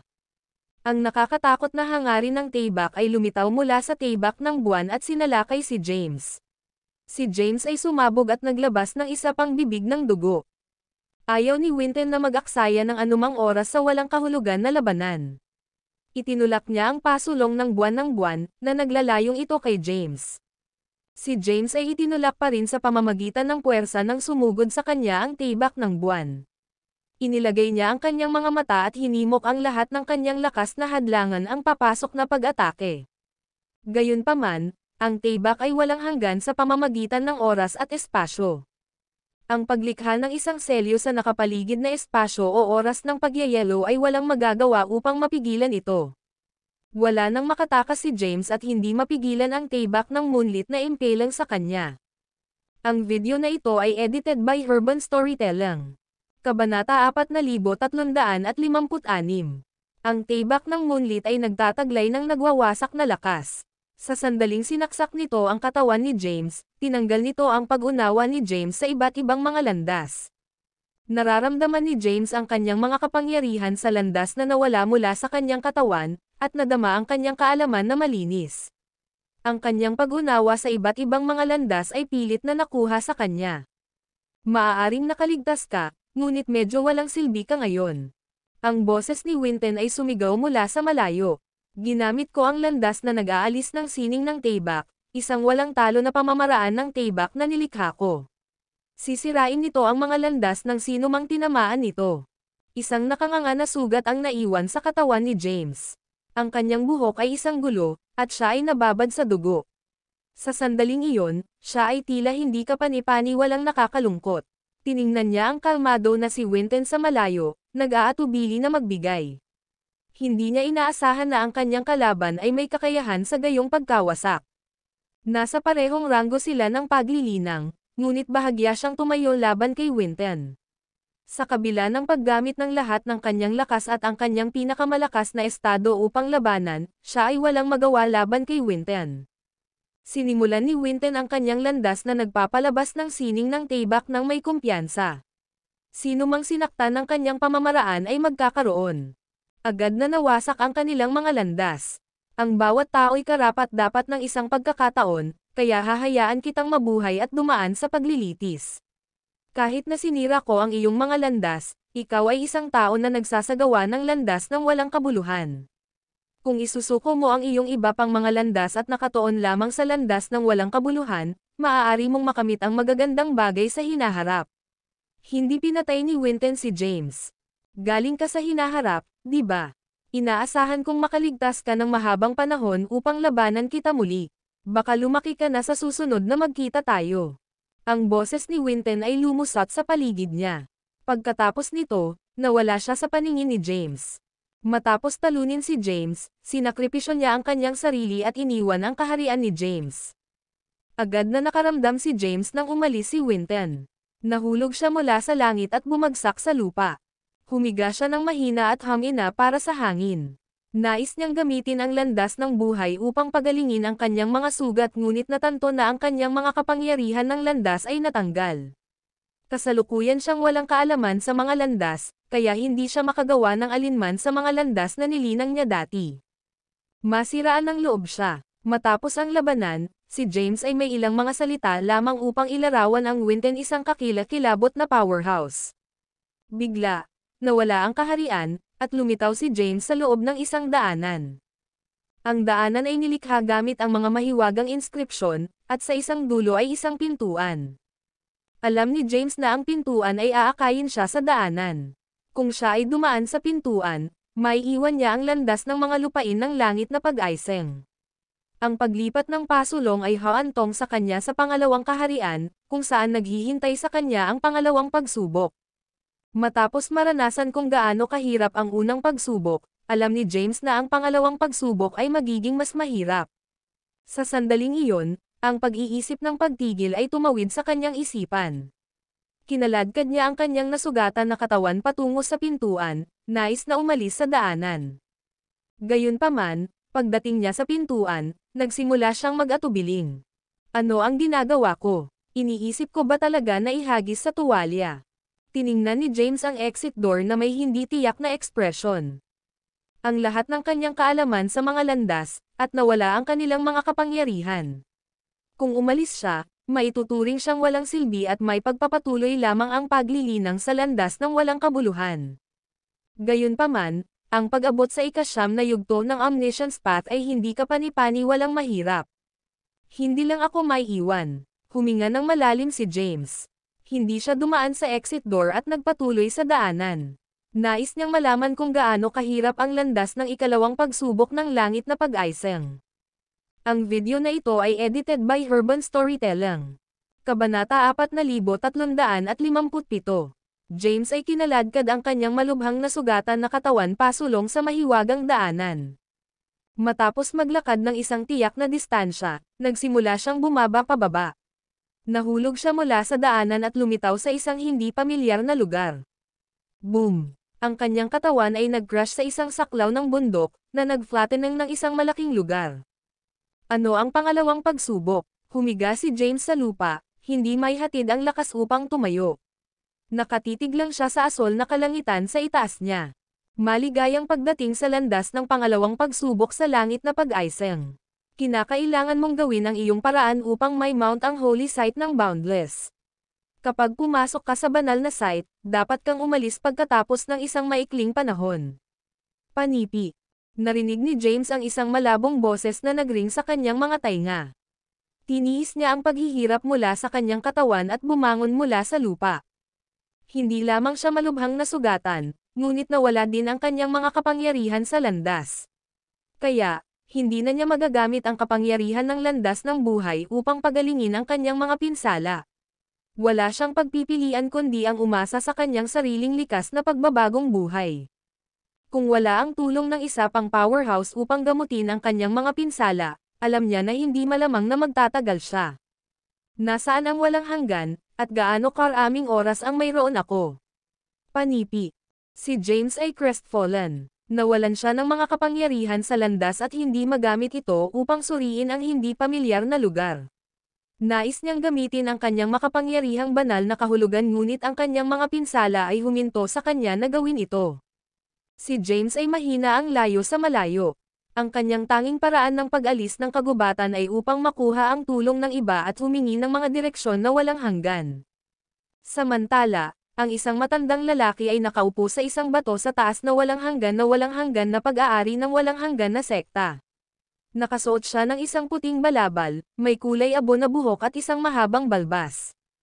Bigla, naramdaman niya ang isang bagay na hindi pangkaraniwan at tumingin sa abot tanaw. Kawili-wili. Ang tunog ng mga yapak ay lumitaw, at lumitaw ang isang gitnang may edad na. Master, ang taong nasa gitnang may edad ay tumayo sa harap ng matandang lalaki, hinawakan ang kanyang mga kamao, at iniulat ng mariin, naramdaman ko ang isang hindi pangkaraniwang puwersa. Tila ang boundless ay nabuo ng isang koneksyon na may malakas na impluwensya. Hinahaplos ng matandang lalaki ang kanyang puting balbas at sinabing, "Oo, mayroon ito. Ito ang landas ng kapangyarihan ng langit na paggising. Ginawa para sa isa sa kanyang mga pagsubok."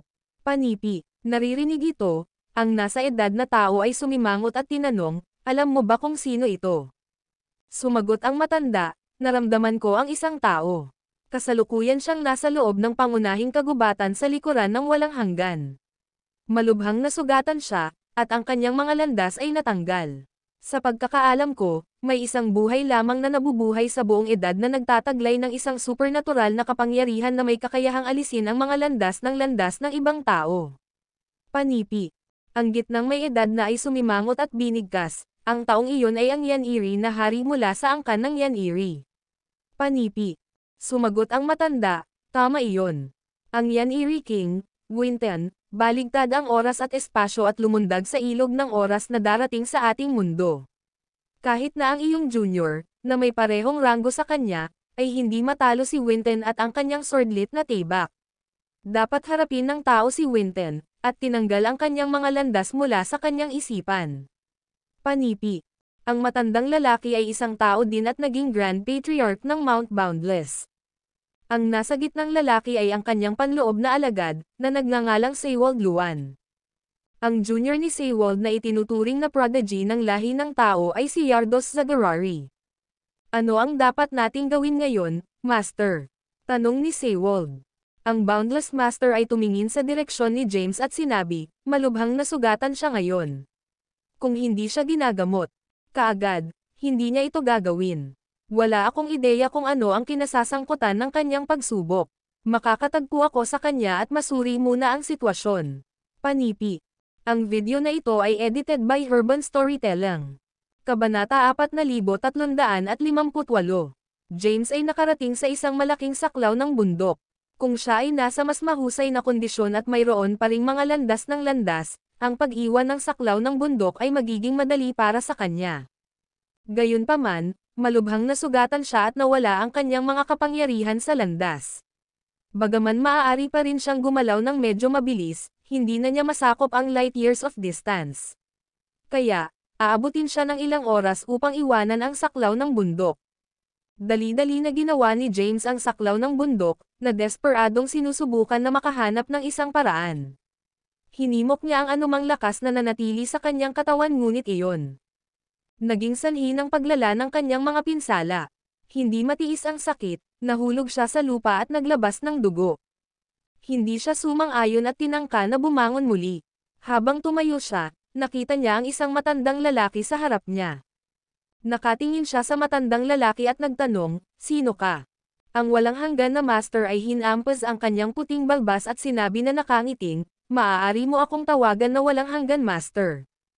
Ang mga browser ni James ay kumalas, at nahulog siya sa pag-iisip. Wala siyang paggunita sa isang powerhouse na tinatawag na Boundless Master. Gayunpaman, may nabanggit sa kanya sa mga alaala ni Wyatt. Tiningnan ni James ang nakakatakot na matandang lalaki at sinabing, kung naiintindihan ko ng tama, mayroong isang malakas na sekta na tinatawag na walang hanggan na sekta sa edad na libing. Ang patriarch ng nasabing sekta ay tinatawag na Boundless Master. Ang Blythe Master na lumikha ng Blythe Omniscience ay ang kanyang alagad. Maaari ka bang maging tagapayo ng Blythe Master? Panipi. Hinahaplos ng Boundless Master ang kanyang balbas, at sumagot ng masayang, sigurado ka na maraming alam mo. Isang glimmer ng pag-asa ang biglang nagniningning sa puso ni James. Lumuhad siya sa isang tuhod at sinabing, ako si James Caden mula sa lahi ng tao. Isang karangalan na makilala ka, walang hanggan master. Mangyaring iligtas ako. Ang walang hanggan master ay hindi tumugon sa kanyang pakiusap. Sa halip, nagtaas siya ng tanong. Ano ang iyong pagsubok? Ano ang kailangan mong gawin upang iwanan ang ilusyon na ito? Alam mo ang pagsubok. Si James ay bahagyang naabak.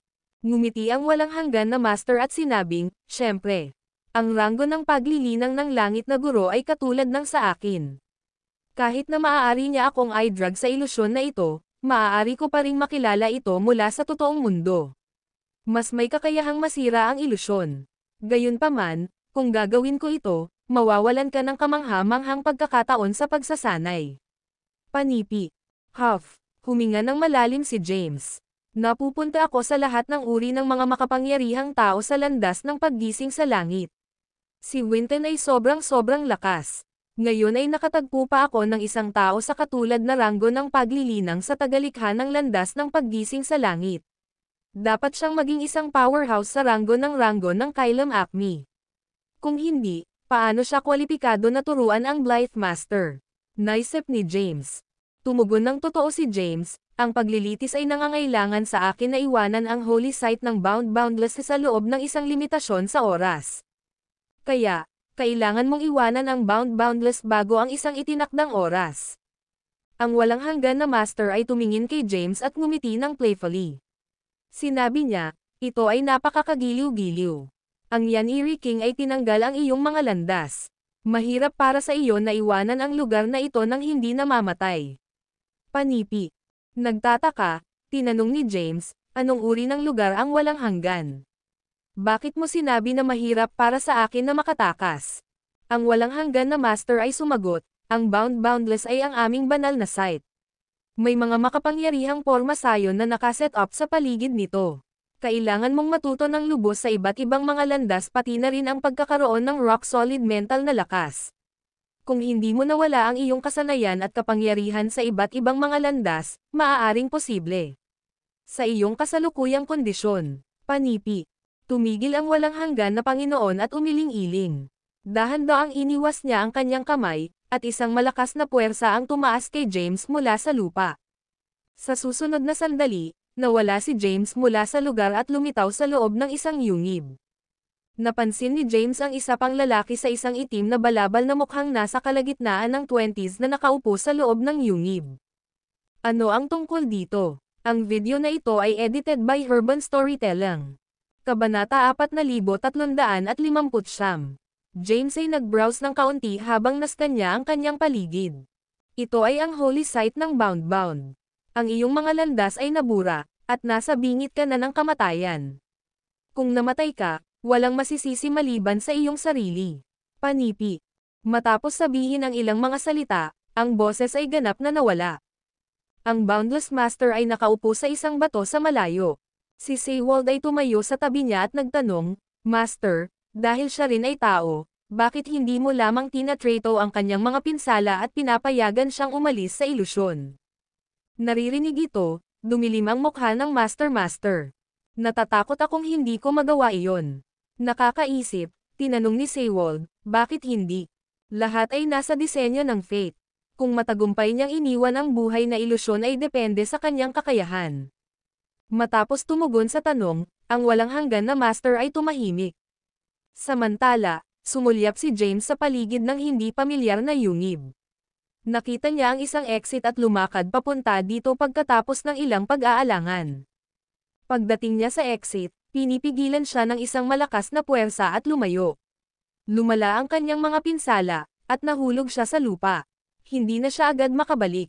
Ito ay walang saysay. Tumayo ang itim na robe na lalaki, lumakad, at umabot upang tulungan si James pabalik sa kanyang mga paa. Kinuha ni James ang kanyang kamay at tinanggap ang kanyang tulong.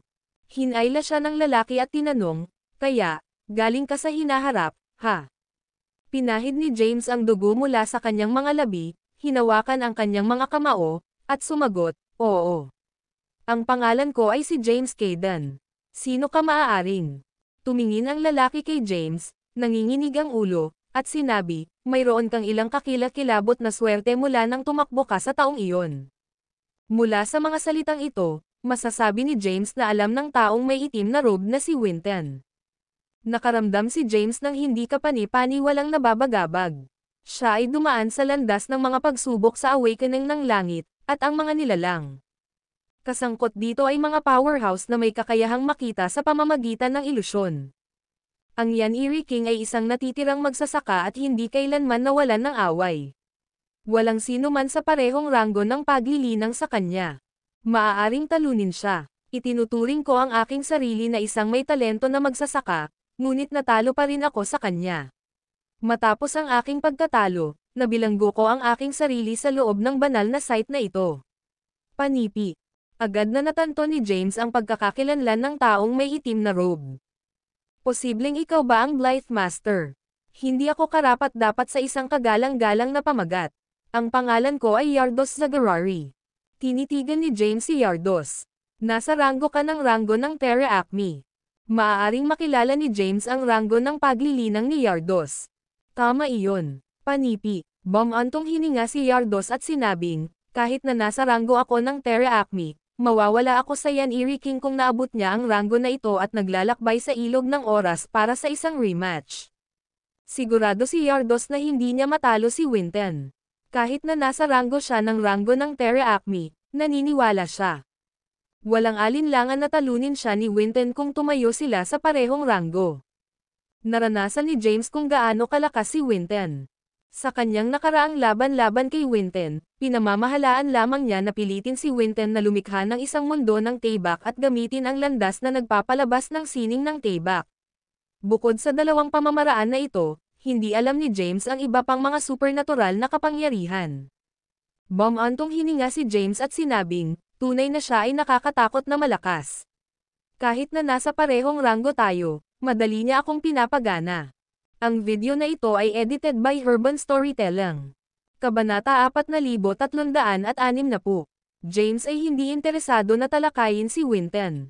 Hindi alintana kung gaano kalakas si Winton, umiiral lamang siya sa malayong nakaraan. Hindi kailanman makatagpo ni James si Winton sa kanyang sariling panahon. Ang pangunahing prioridad niya ngayon ay upang makalabas sa yungib. Posible bang iwanan ang lugar na ito? Tumingin si James kay Yardos. Tumingin si Yardos kay James, at umiling-iling. Ito ay imposible para sa iyo. Ang iyong mga landas ay tinanggal na, at nawala ang iyong mga kapangyarihan sa landas. Upang iwanan ang banal na site, dapat kang magkaroon ng isang malalim na pag-unawa sa iba't ibang mga landas at pag-unyielding ng lakas ng kaisipan. Wala kang pagkakataon na iwanan ang lugar na ito. Panipi. Si James ay walang magawa sa lupa. Ang pangalawang pagsubok ay mas mahirap kaysa sa nakaraang pagsubok. Sa kabila ng kanyang pagkabigo, huminga ng malalim si James at sinabi, "Inaasahan kong magagawa ko ito hanggat buhay ako." Si James ay nakaupo sa isang posisyon ng lotus. "Kaya paano kung ang aking mga landas ay naputol? Linangin ko na lang silang muli." Panipi. Sa pag-iisip, tinawag ni James ang primal mantra. Ang libro ay bumukas sa harap niya, at ang pinaka-archaic. Ang mga inskripsyon ay lumitaw mula rito. Noong nakaraan, si James ay bihasa sa iba't ibang mga landas at madaling maunawaan ang mga inskripsyon sa primal mantra. Matapos maputol ang kanyang mga landas, naging komplikado ang mga inskripsyon para mabasa niya. Hindi lang siya makagawa ng mga ulo o buntot nito. Sa sandaling lumusot ang kanyang mga mata, biglang naging malabo ang mga karakter, at nakaramdam siya ng isang matalim na sakit sa kanyang ulo at kaluluwa. Hindi ko ito madala, nag-crash si James sa lupa at nagubo ng isang bibig ng dugo. Ang primal mantra ay nahulog din sa lupa. Sinulyapan ni Yardos ang primal mantra. Ang Primal Pathmaster ay hindi nilikha ang Primal Mantra sa panahong ito. Kaya, hindi niya ito nakilala. Sa kabila nito, masasabi ni Yardos na ang mga inskripsyon na ginamit sa loob ng Primal Mantra ay lubos na makabuluhan. Wala ka ng anumang mga landas at hindi ka makakabasa ng mga malalim na inskripsyon. Kailangan mong magsimula at maglaan ng ilang oras upang mabuo muli ang iyong Ausias. Ang pag-uulit ng prosesong ito ay maaaring maging kapaki-pakinabang para sa iyo, ngunit kakailanganin mong magkaroon ng isang pambihirang tagumpay bago sumuko ang iyong katawan sa iyo. Panipi. Matapos iwan ni Yardos ang ilang mga salita ng payo para kay James, tumigil siya sa pagsasalita at patuloy na umupo sa isang posisyon ng lotus. Isang malakas na aura ang bumangon mula sa kanya at nabuo ang isang halo na ilang metro ang taas. Bulalas ni James, ngit ang ikasyam na landas ng Omniscience. Yugto. Panipi. Si Yardos ay nakarating sa ikasyam na yugto ng Omniscience Path, at ang kanyang base sa paglilinang ay nasa ranggo ng Terra Acme. Sa kabila ng pagkakaroon ng napakalaking lakas, hindi pa rin siya tiwala na maaari niyang talunin si Winton. Oo, pinasok ko kamakailan ang ikasyam na yugto ng Omniscience Path. Si Yardos ay nakaupo sa isang posisyon ng lotus sa lupa at sinabi ng walang pag-asa, gayunpaman, kung si Winton at ako ay nasa parehong ranggo, hindi ito sapat upang talunin siya. Upang talunin siya, kakailanganin kong kumuha ng ibang landas. Nang marinig ito, biglang naalala ni James ang isang bagay. Iba't ibang landas. Tinutukoy ba niya ang Blythe Omniscience? Nilikha ba niya ang supernatural na kapangyarihan dito? Naisip ni James. Hindi sinabi ni James sa kabila ng pagkakaroon ng kanyang mga hinala. Habang pinagmamasdan ang mga Yardos na linangin, nakatuon din si James sa kanyang sariling paglilinang. Nagsimula siya mula sa pinakapangunahing hakbang ng paglilinang sumisipsip ng Empyrean na espiritual na enerhiya at pag-convert ito sa kanyang sariling kapangyarihan. Dahil si James ay nasa ikawalong yugto ng Omniscience Path, mayroon siyang natitirang pisikal na lakas at mabilis na sumipsip ng enerhiya na espiritual na Empyrean. Di nagtagal, naabot ni James ang pinakatanyag ng ranggo ng sambong. Ano ang iyong layunin? Narinig ni James ang tinig ni Yardos na bumabalik sa kanyang mga tainga. Ang layunin ko. Matapos ang isang maikling sandali ng pag-aatubili, sumagot si James, nais kong mabuhay ng maligaya sa pag-iisa sa babaeng mahal ko at hindi na maibabalik sa mga makamundong bagay. Gayunpaman, napakaraming magagawa, at wala akong luho ng kalayaan. Ang video na ito ay edited by Urban Storytelling. Kabanata 4361. Yardos Zagarari antong hininga at sinabi, ang pagkamit ng kalayaan at pagiging walang malasakit ay hindi isang lakad sa parke. Hindi madaling maging isang pambihirang magsasaka sa mas malaking realms. Hindi tumugon si James at nagpatuloy sa paglilinang. Di nagtagal, nakarating siya sa ikatlong yugto ng banal na ranggo at nabuo ang kanyang unang Ausia. Matapos linangin ang kanyang unang Ausia, ang kanyang mga pundasyon ng landas ay nagpapatatag, at ang kanyang bilis ng paglilinang ay bumuti ng malaki. Sa kasamaang palad, ang kanyang mga pinsala ay hindi pa gumaling. Si Winton ay walang awa na pinaghiwalay ang mga landas ni James at nagdulot ng malubhang trauma sa kanyang katawan. Matapos ang laban, ginamit ni James ang kanyang pisikal na lakas upang sugpuin ang mga pinsala. Gayunpaman, dahan-daang nauubusan siya ng enerhiya at nagiging mahina ang minuto. Mapatla ang kanyang mukha, ngunit hindi siya sumuko at nagpatuloy sa paglilinang. Hanggat siya ay may hininga na naiwan, nais niyang ibigay ito sa kanyang pinakamahusay na pagbaril. Habang naglilinang, napansin ni James si Yardos. Matagal nang nakaupo si Yardos sa isang posisyon ng lotus. Bagaman hindi siya gumalaw ng isang pulgada, ang kanyang banal na kahulugan ay maaaring mag-iwan ng ilusyon at maabot ang kaguluhan. Bigla, binulong ni Yardos, ano ba talaga ang kalayaan? Ito ang dapat na nararamdaman. Matapos magsalita, ang kanyang aura ay biglang bumangon ng napakalaking at naging sanhi ng pag-iingat ng nakapaligid na espasyo. Tumayo siya at naglakad papunta sa exit. Napanood ni James habang naglalakad si Yardos. Bagaman umalis si Yardos, ang kanyang makapangyarihang aura ay nag-iwan ng ilang mga kakaibang inskripsyon sa mga pader ng kuweba. Samantala, ang walang hanggan na master sa malayo ay nadama ang malakas na aura. Hinaplos niya ang kanyang balbas at sinabi, si Yardos ay gumawa ng isang tagumpay at lumikha ng isang supernatural na kapangyarihan na makakatulong sa mga tao na umunlad sa hinaharap. Tiyak na ito ang isa sa mga pinakamakapangyarihang supernatural na kapangyarihan sa buong kasaysayan. Si Sewald ay tumayo sa tabi niya at sinabi ng maligaya, sa wakas ay pumasok si Yardos sa ranggo ng Kailam Acme at lumikha pa ng isang pambihirang supernatural na kapangyarihan. Matapos iwan ang aming banal na site, malamang na maghanap siya ng iba pang mga powerhouse na hamanin sila at makakuha ng karanasan. Umalis si Yardos sa yungib, lumingon, at tiningnan ang mahina na si James. Napangiti siya ng mahina at sinabing, ang walang hanggan na master ay natatakot na masaktan kay Karma, ngunit hindi ako. Sa katunayan, si Winton at ako ay nakakonekta sa pamamagitan ng Karma. Ako ay isang Kailam Acme ngayon. Dahil pinutol niya ang iyong mga landas, may ugnay ko ito para sa iyo. Pagkatapos magsalita, itinuro ni Yardos ang kanyang daliri sa yungib. Hindi mabilang na mga inscription ang lumitaw mula sa kanyang daliri at agad na nakapaloob kay James. Isang malakas na puwersa ang lumitaw mula sa katawan ni James, at ang kanyang malubhang landas ay dahan-daang nakabawi. Matapos matulungan si James, si Yardos ay humina habang siya ay natitised sa likuran at dumura ng isang bibig ng dugo. Hindi niya maiwasang sabihin, ang landas ng Winton na nagpapalabas ng sword art ay talagang nakakatakot. Kahit na ako ay isang Kailam Acman, nagdusa pa rin ako sa pagbacklash mula sa muling pagkonekta sa iyong mga landas. Pinakilos ni Yardos ang kanyang mga kapangyarihan, at bumalik ang kalungkutan ng kanyang mukha. Ang walang hanggan master ay sumimangot matapos maramdaman kung ano ang nangyari. Ang batang ito sigurado ay walang ingat. Panipi, sa sandaling naramdaman ni James ang kanyang mga landas na gumaling, sumigaw siya ng pasasalamat, "Salamat, Blythe Master." Panipi. Haha, masaya ang pakiramdam na maging malaya at hindi mapigilan. Tatawagan ko ang supernatural na kapangyarihang ito na walang kabuluhan na walang kabuluhan. Bata, mas mahusay kang magsikap na linangin ito. Gaano mo naintindihan ang nasa iyo? Tumawa si Yardos at unti-unting lumakad palayo sa yungib. Ang video na ito ay edited by Urban Storytelling. Kabanata 4362. James ay nadama na parang nakakuha siya ng isang pagpapala sa disguise.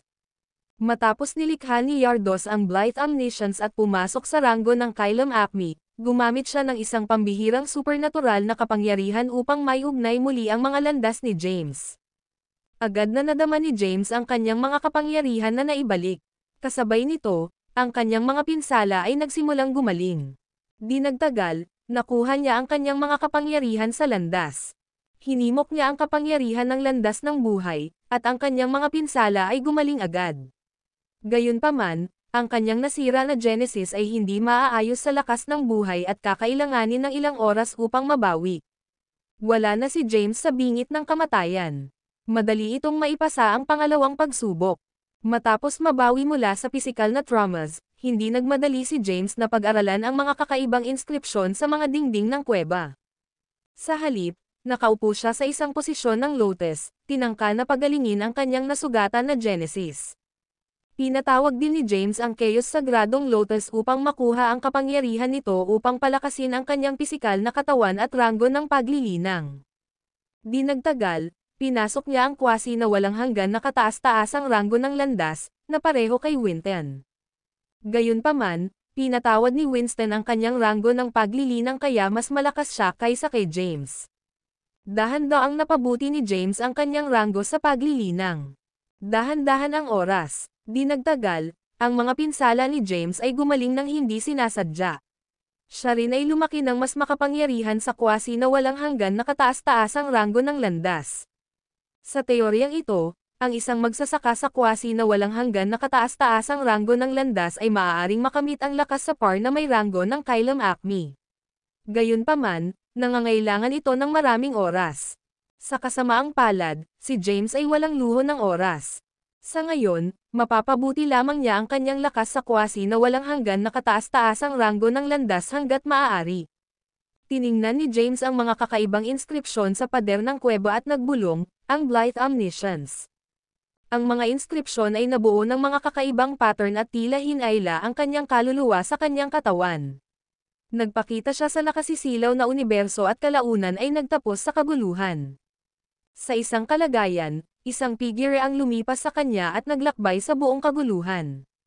Ang figure ay patuloy na sumusulong at nagbabago ng sabay-sabay.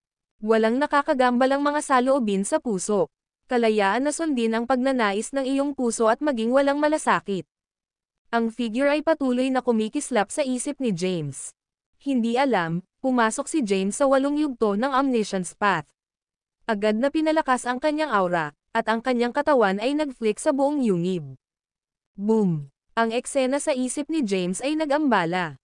Ang kanyang katawan ay bumagsak mula sa kalagitnaan ng hangin, na bumagsak ng labis sa lupa. Naramdaman ni Sewald ang pagbabago-bago na malayo sa yungib at tinanong, sa palagay mo ba ay makakapagbigay siya ng mga yardos? Supernatural na kapangyarihan. Panipi. Ang walang hanggan na master ay tumugon ng marahan, hindi magiging madali. Matapos mawala si Yardos kay Winton, nanatili siya sa loob ng banal na lugar upang maihatid ang kanyang lakas sa pag-iisip. Nagawa niyang pumasok sa ranggo ng Kylum Acme at lumikha ng isang supernatural na kapangyarihan dahil siya ay inspirasyon ng mga salita ni James. Gayunpaman, si James ay napakaraming alalahanin sa kanyang puso, at mahirap para sa kanya na magkaroon ng isang Blythe saloobin. Panipi. Sa tingin ko kung hindi. Oh, ganito ba? Mukhang lubos mong iniisip ang kanya.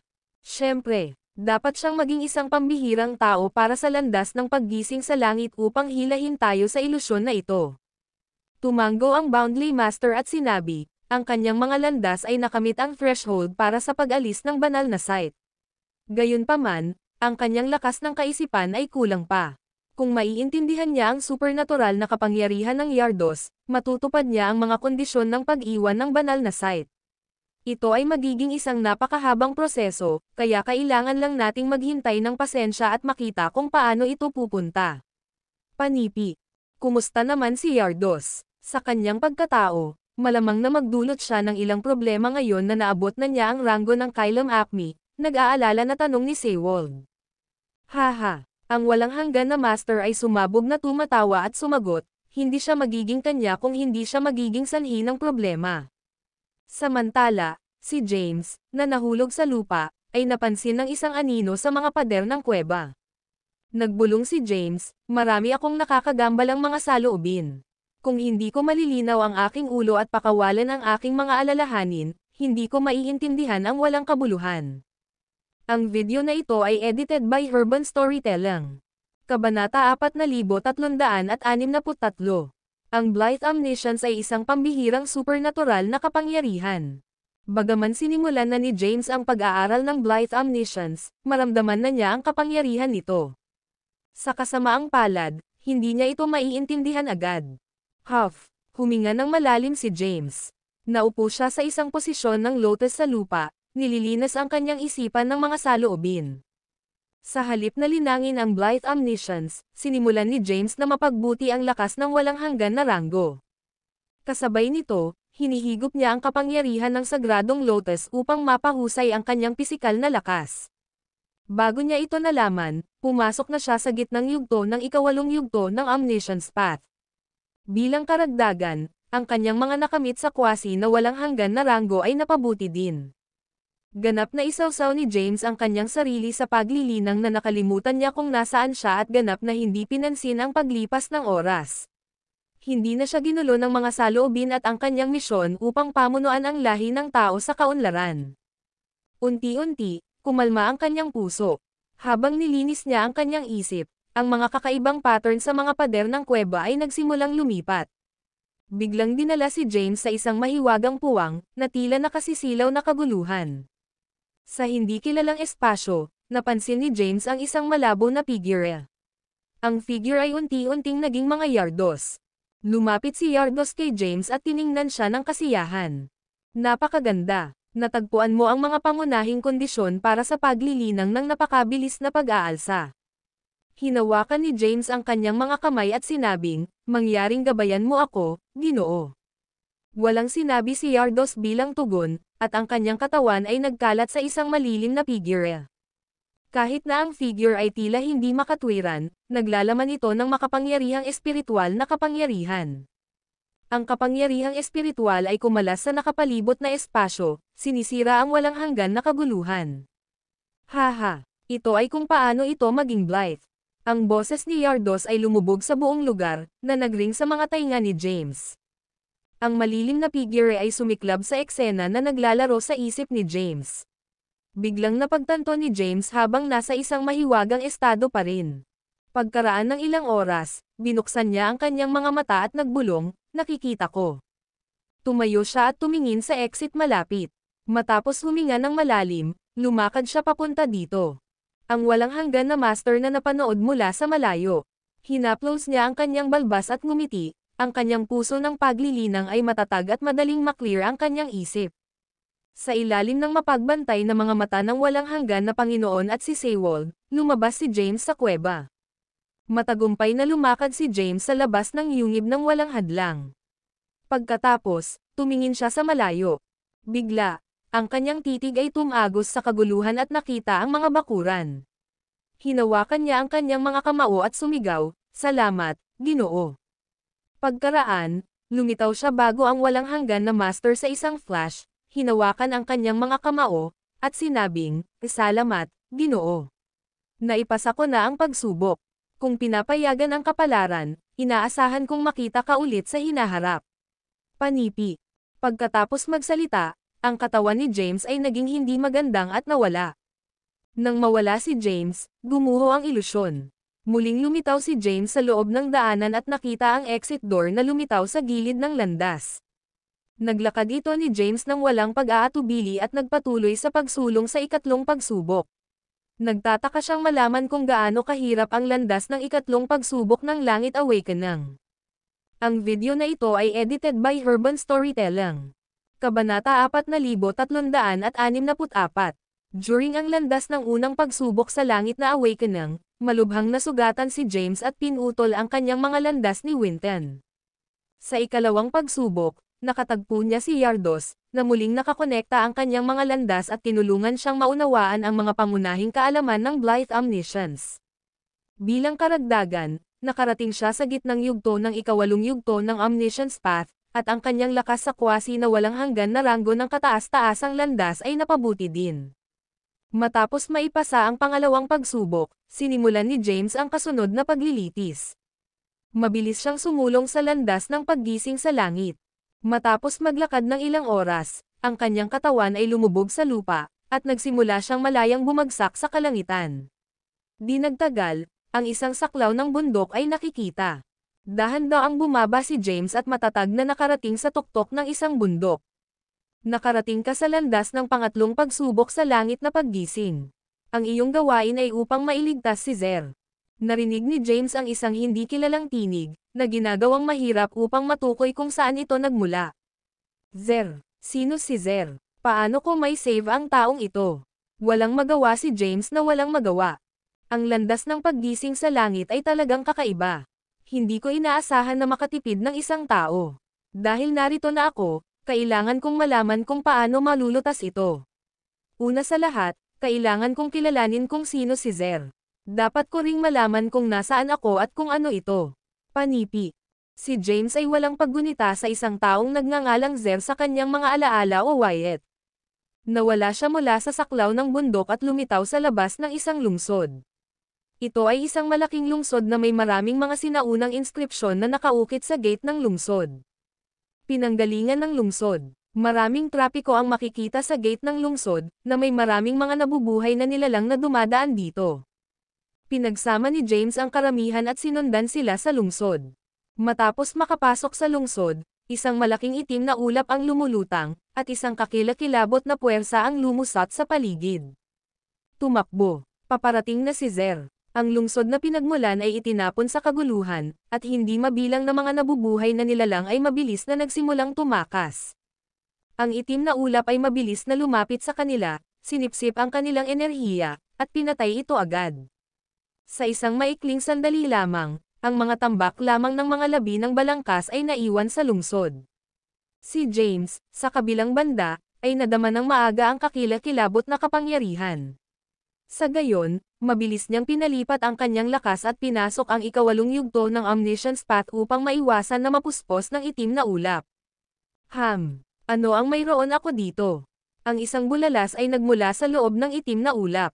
Ang buhay na nasa loob ng itim na ulap ay nagulat na ang isang tao ay maaaring pigilan ang nakapangangilabot na kapangyarihan.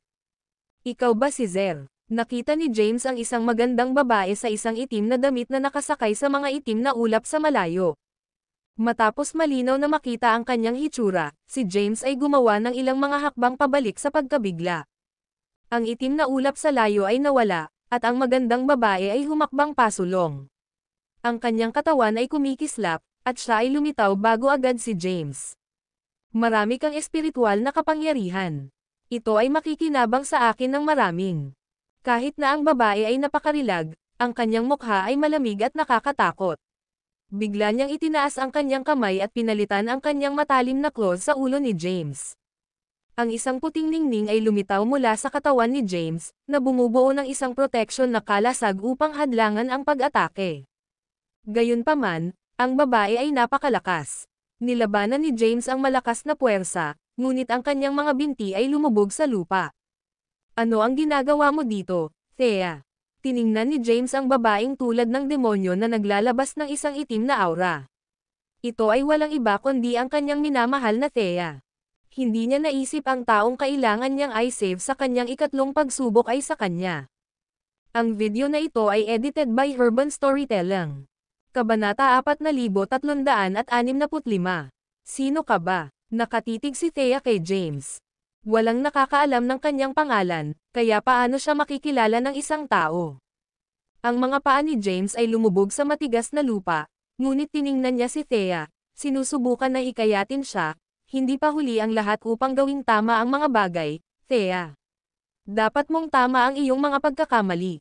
Dapat mayroon kang isang nais na kamatayan. Biglang pinakawalan ni Thea ang ibang pag-atake. Creak! Agad na nabasag ang proteksyon ni James. Sa sandaling napinsala ang hadlang, nawala siya sa paningin. Bago magreaksyon si Thea, nakaramdam siya ng isang daliri sa kanyang likuran. Si James' fingertip ay nakipag-ugnay sa likod ni Thea. Gayunpaman, inalis niya ang kanyang lakas upang maiwasan ang pinsala sa kanya. Nagulat si Thea na pinigilan siya ni James. Mabilis niyang naalala ang kanyang sarili, tinawag ang isang mahabang taybak, at sinampal si James. Gayunpaman, nawala muli si James. Si Thea ay kasalukuyang nasa ranggo ng Terra Acme.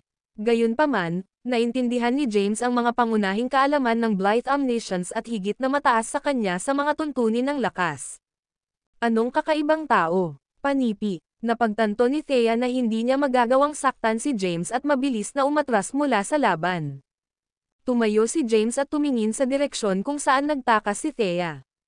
Ano ang nangyayari? Bakit kilala si Thea bilang Zer? Hindi ba siya matron ng lahi ng tao? Siya ay may napakataas na prestihiyo sa gitna ng mga tao. Paano siya magiging Zer na pumatay sa isang buong lungsod ng mga tao? Panipi. Naguguluhan si James. Naramdaman niya ang aura ni Thea at hinabol siya. Tumakas si Thea sa isang nasirang saklaw ng bundok. Naupo siya sa isang posisyon ng lotus sa lupa, at isang malakas na itim na aura ang lumitaw mula sa kanyang katawan. Ang mga veins ay nakabulok sa kanyang mukha, na mukhang nakatago at nakakatakot. Tahimik na lumitaw si James sa malapit at naobserbahan si Thea, na may kakilakilabot at tulad ng demonyo. Lumakad siya at tumayo sa harap ng Thea. Tiningnan ni Thea si James na grimly at sinabing, ito ay muli. Bakit mo ako sinusundan? Malapit na akong pinuhin at sumipsip ng espiritual na kapangyarihan na nakolekta ko. Lumayo ako sa aking paningin. Kung hindi, hindi ako magpapakita sa iyo ng anumang awa. Tumingin si James sa kanya at naramdaman ang sakit ng kanyang puso para sa kanya. Itinaas niya ang kanyang kamay, at hindi mabilang na mga mahiwagang inskripsyon ang lumitaw mula sa kanyang palad upang mabuo ang pagkakulong ng puwang. Agad na napansin ni Thea na siya ay nasa problema at pinakilos ang kanyang pagkakakulong sa espasyo ng James ay kompleto na, sinira niya ang mga inskripsyon at nakatakas. Hinabol siya ni James. Tumakas si Thea sa isa pang lugar at naglabas ng isang bibig ng dugo. Siya ay sumisipsip ng isang malaking halaga ng espiritual na kapangyarihan mula sa iba pang mga nabubuhay na nilalang, na nagdulot sa kanya ng maraming kakulangan sa ginhawa. Kung hindi niya ito pinuhin kaagad, magdurusa siya ng isang backlash mula sa hindi pinong kapangyarihan. Mabilis na nakaupo si Thea sa isang lotus na posisyon upang pinuhin ang espiritual na kapangyarihan ngunit muling ginambala ni James. Ikaw, panipi, living, sigaw ni Thea, ano ang gusto mo sa akin? Panipi. Tiningnan siya ni James at tinawag ang malakas na ignas sa kanyang palad. Gusto kong linisin ang masamang kapangyarihan sa loob ng iyong katawan. Well, tingnan natin kung may kakayahang gawin ito. Panipi. Galit na galit si Thea matapos na makagambala ng maraming beses. Inilabas niya ang isang malakas na enerhiya at itinulak ang kanyang palad kay James. Ang kakilakilabot na puwersa ay naging sanhi ng pag-iling ng nakapaligid na puwang. Gayunpaman, nawala si James bago makarating ang pag-atake. Mabilis na sinubukan ni Thea na maramdaman ang kanyang lokasyon ngunit hindi ito mapakinabangan. Nang sa wakas ay nakita niya ang kanyang aura, nagdilim ang kanyang ekspresyon. Muling lumitaw si James at pinakawalan ang pangwakas na inskripsyon na kinakailangan upang makabuo ng isang sinaunang porma sayon. Agad na nakulong si Thea sa loob nito. Ang video na ito ay edited by Urban Storytelling. Kabanata 4366. Ang Thea ay natrap. Matapos madama ang Space Seal, galit na sinumpa niya ang galit. Bastard, ano ba talaga ang gusto mo? Isang nakasisilaw na mahabang tibak na ipinakita sa kanyang kamay, at hinimok niya ang lahat ng kanyang lakas na masira ang selyo ng espasyo. Ang kanyang makapangyarihang puwersa ay tumama sa selyo. Creak! Ang Space Seal ay basag at nabasag agad. Nag-flash si Thea sa harap ni James at sinaksak ang kanyang tibak sa kanya. Hindi humigtad si James at pinayagan ang mahabang tibak na tumusok sa kanyang katawan. Naabot na ni Thea ang ranggo ng Terra Acme at hindi kapani-pani walang malakas. Kahit na makapangyarihan si James matapos na maunawaan ang Blight Omniscience, ang kanyang lakas ay mas mababa pa rin kay Thea. Sinundan ni Thea ang isang pag-atake ng palma, na pinadalhan siya ng layo. Pagkaraan, mabilis na tumakas si Thea sa lugar. Marami siyang hinihigop na kapangyarihang nasa espiritual na buhay at kailangan upang pinuhin ang mga ito sa lalong madaling panahon. Kung hindi man, magdurusa siya ng isang backlash.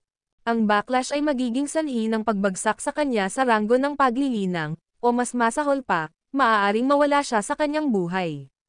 Nawala si Thea mula sa lugar.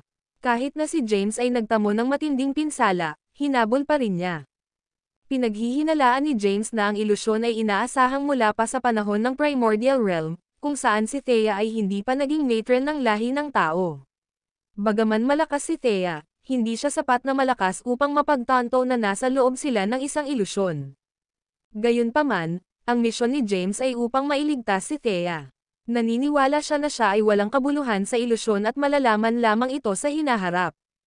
Itinago ni Thea ang kanyang aura at tumakas sa lugar.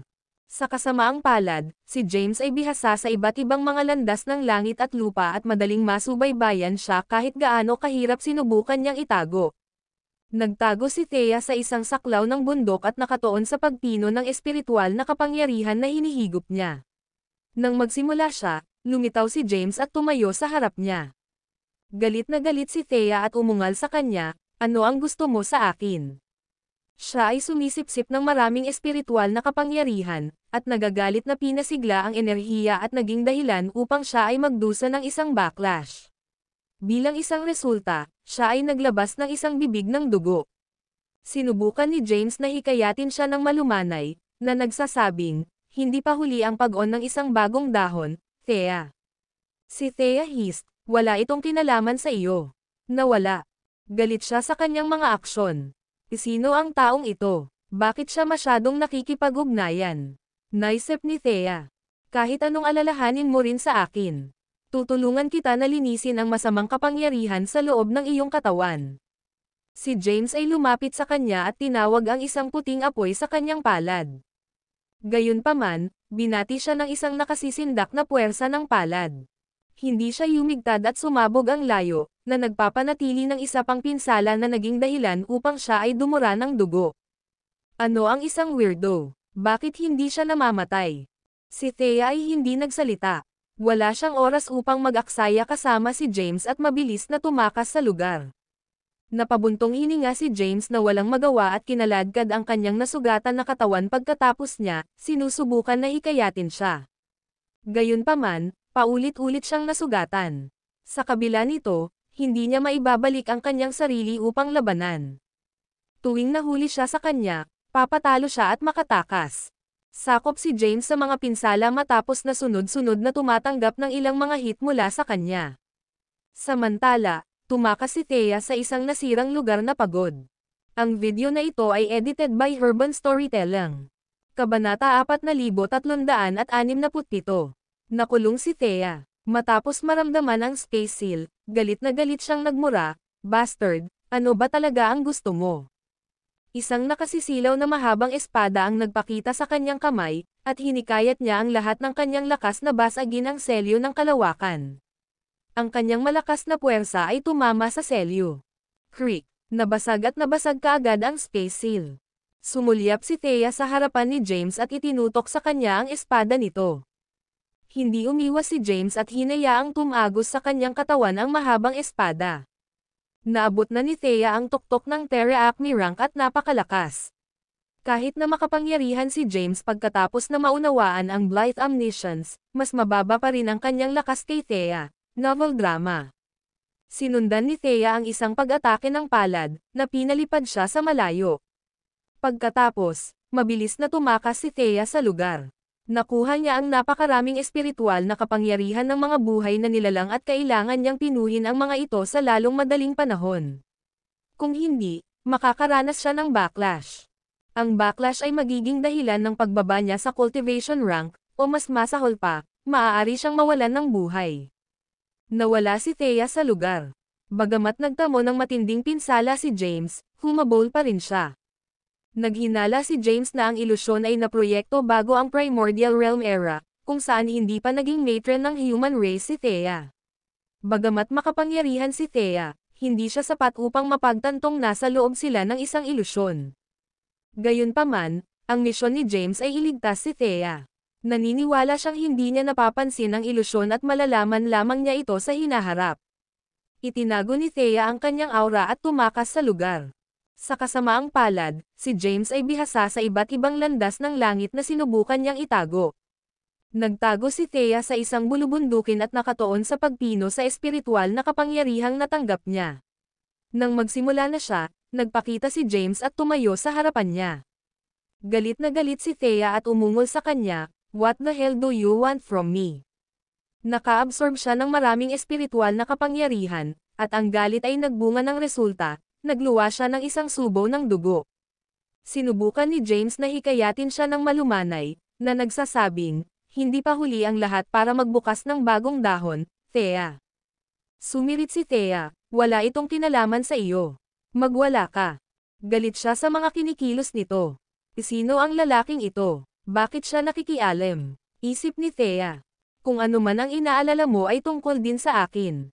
Tutulungan kitang linisin ang masamang kapangyarihan sa loob ng iyong katawan. Lumapit si James sa kanya at nagpatawag ng puting apoy sa palad niya. Gayunpaman, sinalubong siya ng nakakatakot na puwersa ng palad. Hindi siya umiwas at napadpad, nagtamo ng panibagong pinsala na naging dahilan ng pagluwa niya ng dugo. Anong weirdo? Bakit hindi siya namamatay? Natigilan si Thea. Wala siyang oras na aksayahin kay James at mabilis na tumakas sa lugar. Walang magawang bumantong hininga si James at kinaladkad ang nasugatang katawan niya, sinusubukan siyang hikayatin. Gayunpaman, paulit-ulit siyang nasugatan. Sa kabila nito, hindi niya napigilan ang sarili na lumaban. Sa tuwing maaabutan siya nito, binubugbog siya nito at tatakas. Si James ay natabunan ng mga pinsala matapos ang magkasunod na pagtanggap ng ilang hit mula sa kanya. Samantala, pagod na tumakas si Thea sa isang tiwangwang na lugar. Ang video na ito ay edited by Urban Storytelling. Kabanata 4368. Walang makakapidyo sa akin. Agad na lumipat ang demonyo ni Thea. Ang kanyang inosenteng hitsura ay nawala, at siya ay naging tulad ng isang demonyo. Ang kanyang mahabang itim na buhok ay nakataas sa hangin, at isang masamang aura ang sumabog mula sa kanyang katawan. Ang mga veins ay nakabulok sa kanyang mukha, na mukhang nakatago at nakakatakot. Siya ay casual na kumaway ang kanyang kamay, at ang itim na enerhiya ay kumalat sa hangin. Ang itim na enerhiya ay nilamon ang mga nabubuhay na nilalang, at ang kanilang balangkas ay nananatiling nahulog sa lupa. Ikaw, galit na galit si James. Nagmadali siya papunta kay Thea at itinaas ang kanyang palad. Dinala ni Thea ang kanyang mukha sa palad ni James at sinabing, "Sige at pindutin ako." Bagaman walang ideya si Thea kung sino si James, masasabi niya mula sa kanilang mga nakaraang pakikipag-ugnay na wala siyang hangarin na saktan siya. Mapahamak ito, isinumpa ni James ang kanyang kamay sa hangin pa rin. Sinuri niya ang paligid at nakita ang malaking bilang ng mga nasawi sa isang malaking lugar ng lungsod. Samantala, ang mga nakaligtas na napanood sa takot. Ito ay Zer. Narito siya upang patayin ang lahat sa lungsod. Magmadali at lumikas. Ang mga nakaligtas ay frantically tumakas para sa kanilang buhay. Napanood si James sa pagkabalisa. Itinaas niya ang kanyang palad, at maraming mga inskripsyon ang lumitaw. Ang oras sa lugar na nakarehistro, at ang mga patay ay nabuhay muli. Tiningnan niya ang galit na Thea at sinabing, "Mabuhay ko muli ang bawat buhay na pinapatay mo. Gusto kong makita kung ilan ang iyong may save." Si Thea ay hinis sa kanyang mga aksyon. Tumalon siya sa hangin at tumingin sa lungsod. Isang itim na aura ang lumitaw mula sa kanyang katawan at agad na tinakpan ang lungsod. Boom! Isang napakalaking pagsabog ang sumabog at nawalan ng lungsod, agad na pinapatay ang lahat. Ang mga nabubuhay na nilalang ay nabawasan sa wala, at kahit na ang mga labi ng balangkas ay naiwan. Ipinikit ni James ang kanyang mga mata at hinimok muli ang kanyang landas. Hindi mabilang na mga inscription ang kumalat sa kalangitan, na ibalik ang lungsod at muling nabuhay ang mga patay. Nag-aktibo si James ng isang supernatural na kapangyarihan upang mabuhay ang mga patay na nilalang na napuspos sa kanya, at hindi niya ito may neutralize agad. Napansin ni Thea na si James ay tinakpan ni Karma at malamig na sinabi, "Hindi mo dapat masobrahan ang iyong sarili. Maaari mong may save ang mga ito ng isang beses o 2 beses, ngunit duda ako na magagawa mo ito magpakailanman." Kalaunan ay madurog ka matapos na mahawahan ng mahusay na karma. Panipi. Agad na sinira ng pag-atake ng Thea ang lungsod. Sa kanyang lakas, ang pag-iwas sa isang lungsod ay isang bagay lamang ng snap ng isang daliri. Bagaman may permanenteng akmin sa lungsod, imposible para sa kanya na pigilan ang mapanirang supernatural na kapangyarihan ng Thea. Ginamit ni James ang kanyang malalim na kaalaman sa iba't ibang mga landas upang mabuhay muli ang mga patay na nilalang. Sa paggawa nito, naakit niya ang mas malakas na karma. Nahulog siya sa lupa at naglabas ng isang bibig ng dugo. Tiningnan siya ni Thea mula sa langit at sumingit. Pagkatapos, lumingon siya at nawala mula sa kanyang paningin. Nais ni James na habulin siya, ngunit nahawahan siya ng nakakatakot na karma.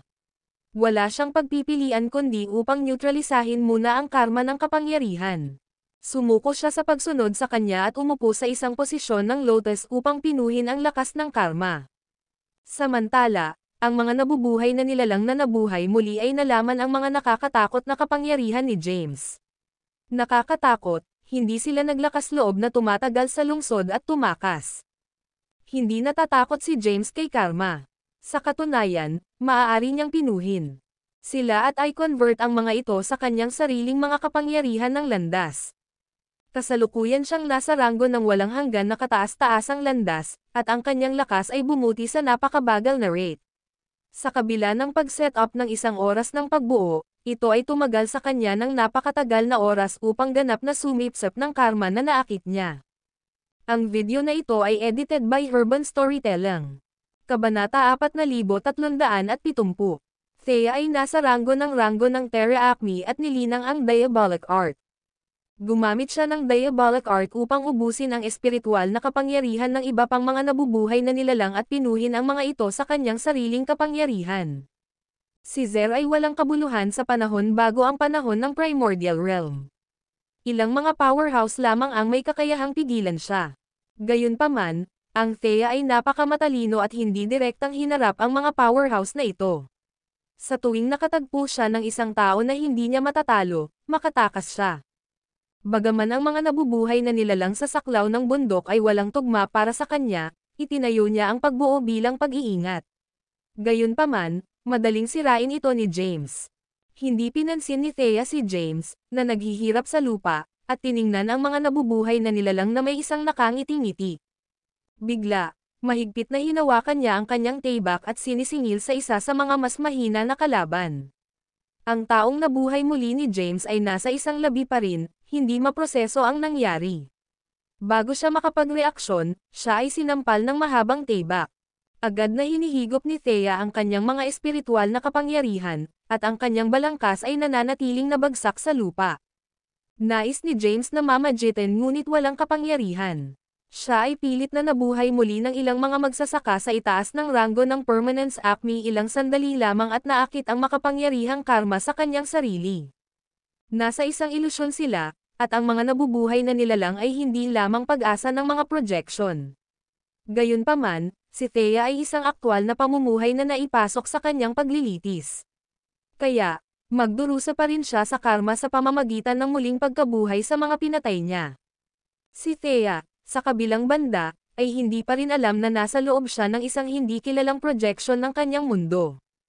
Ang katawan ni James ay nagpakita ng mga palatandaan ng pagkabagabag, at dahan-daang naging translucent siya. Malakas ang pakiramdam ng kanyang mga eyelid, at nakaramdam siya ng pag-aantok. Alam niya na magiging masamang mahulog ng walang malay ngayon, dahil may isang pagkakataon na baka hindi na siya magising muli. Gayunpaman, hindi na niya ito mapigilan. Bago lumipas, nakita ni James ang mabangis na labanan. Pagkaraan ng mahabang panahon, nagising si James. Sa sandaling nakakuha siya ng kamalayan, umungol siya. Arg! Ang kanyang buong katawan ay masakit. Kasabay nito, ang isang matalim na sakit ay maaaring madama mula sa pinakamalalim na bahagi ng kanyang kaluluwa. Unti-unting naging malinaw ang paningin ni James, at isang magandang babae ang lumitaw sa itim na damit at may isang payat na figure.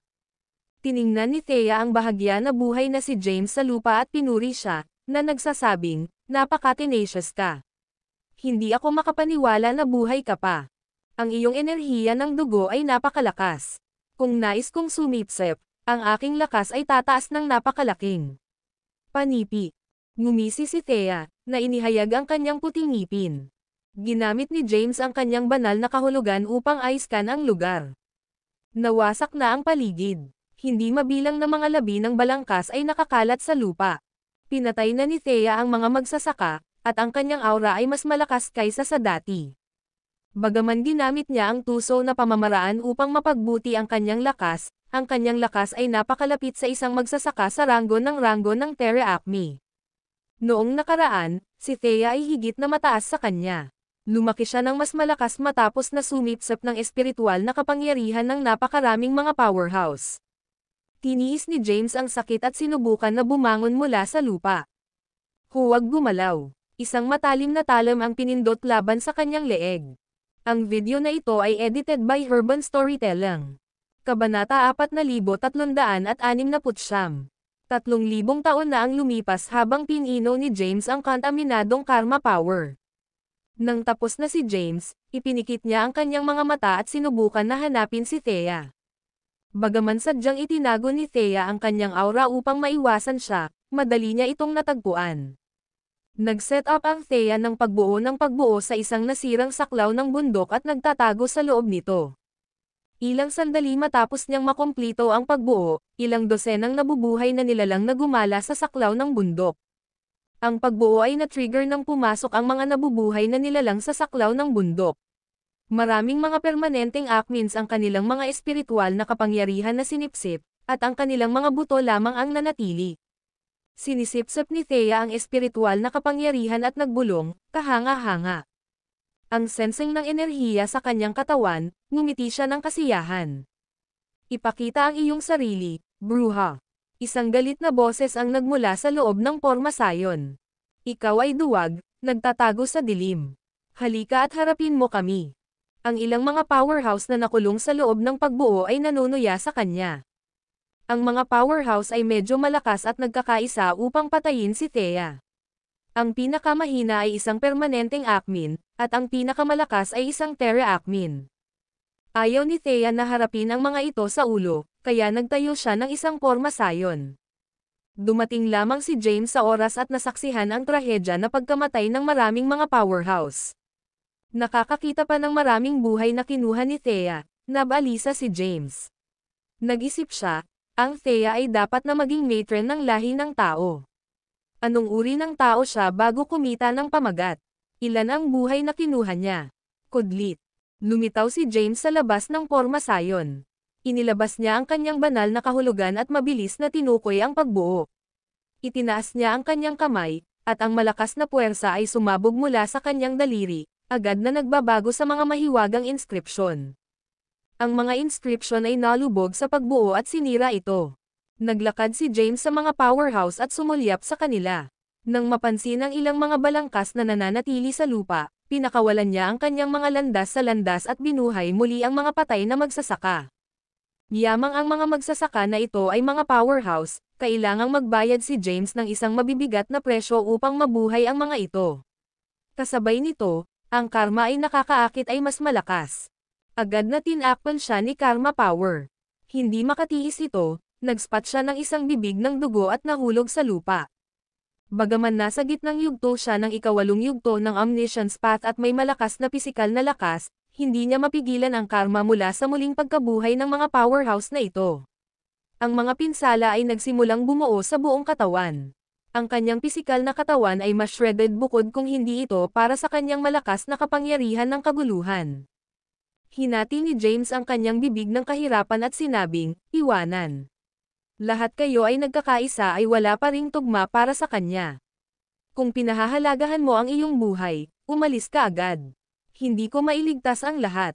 Ang mga powerhouse ay natakot sa nakatagong Thea at agad na naisip na makatakas. Si Thea ay nagpahid ng kanyang ngipin at nagbulang-bulungan ng malamig, "Mapahamak ito, James." Inihayag niya ang kanyang sarili sa harap ni James at tinawag ang kanyang mahabang taybak. Itinulak niya ang kanyang taybak at tinusok sa pamamagitan ng kanyang katawan. Sa sandaling ang taybak ay tumagos sa katawan ni James, maraming mga energies ng taybak ang sumabog sa loob niya. Malubhang nasugatan si James at nahulog sa lupa. Hindi niya maihatid ang anumang lakas upang makabalik sa kanyang mga paa. Wala sa kanila ang aalis ngayon. Sasipsipin ko ang kanilang espiritual na kapangyarihan. Sinulyapan ni Thea ang mga powerhouse na may isang smirk. Ang mga nagtatanim na naruroon ay mga powerhouse, at ang pagsipsip ng kanilang espiritual na kapangyarihan ay makabuluhang mapabuti ang kanyang lakas.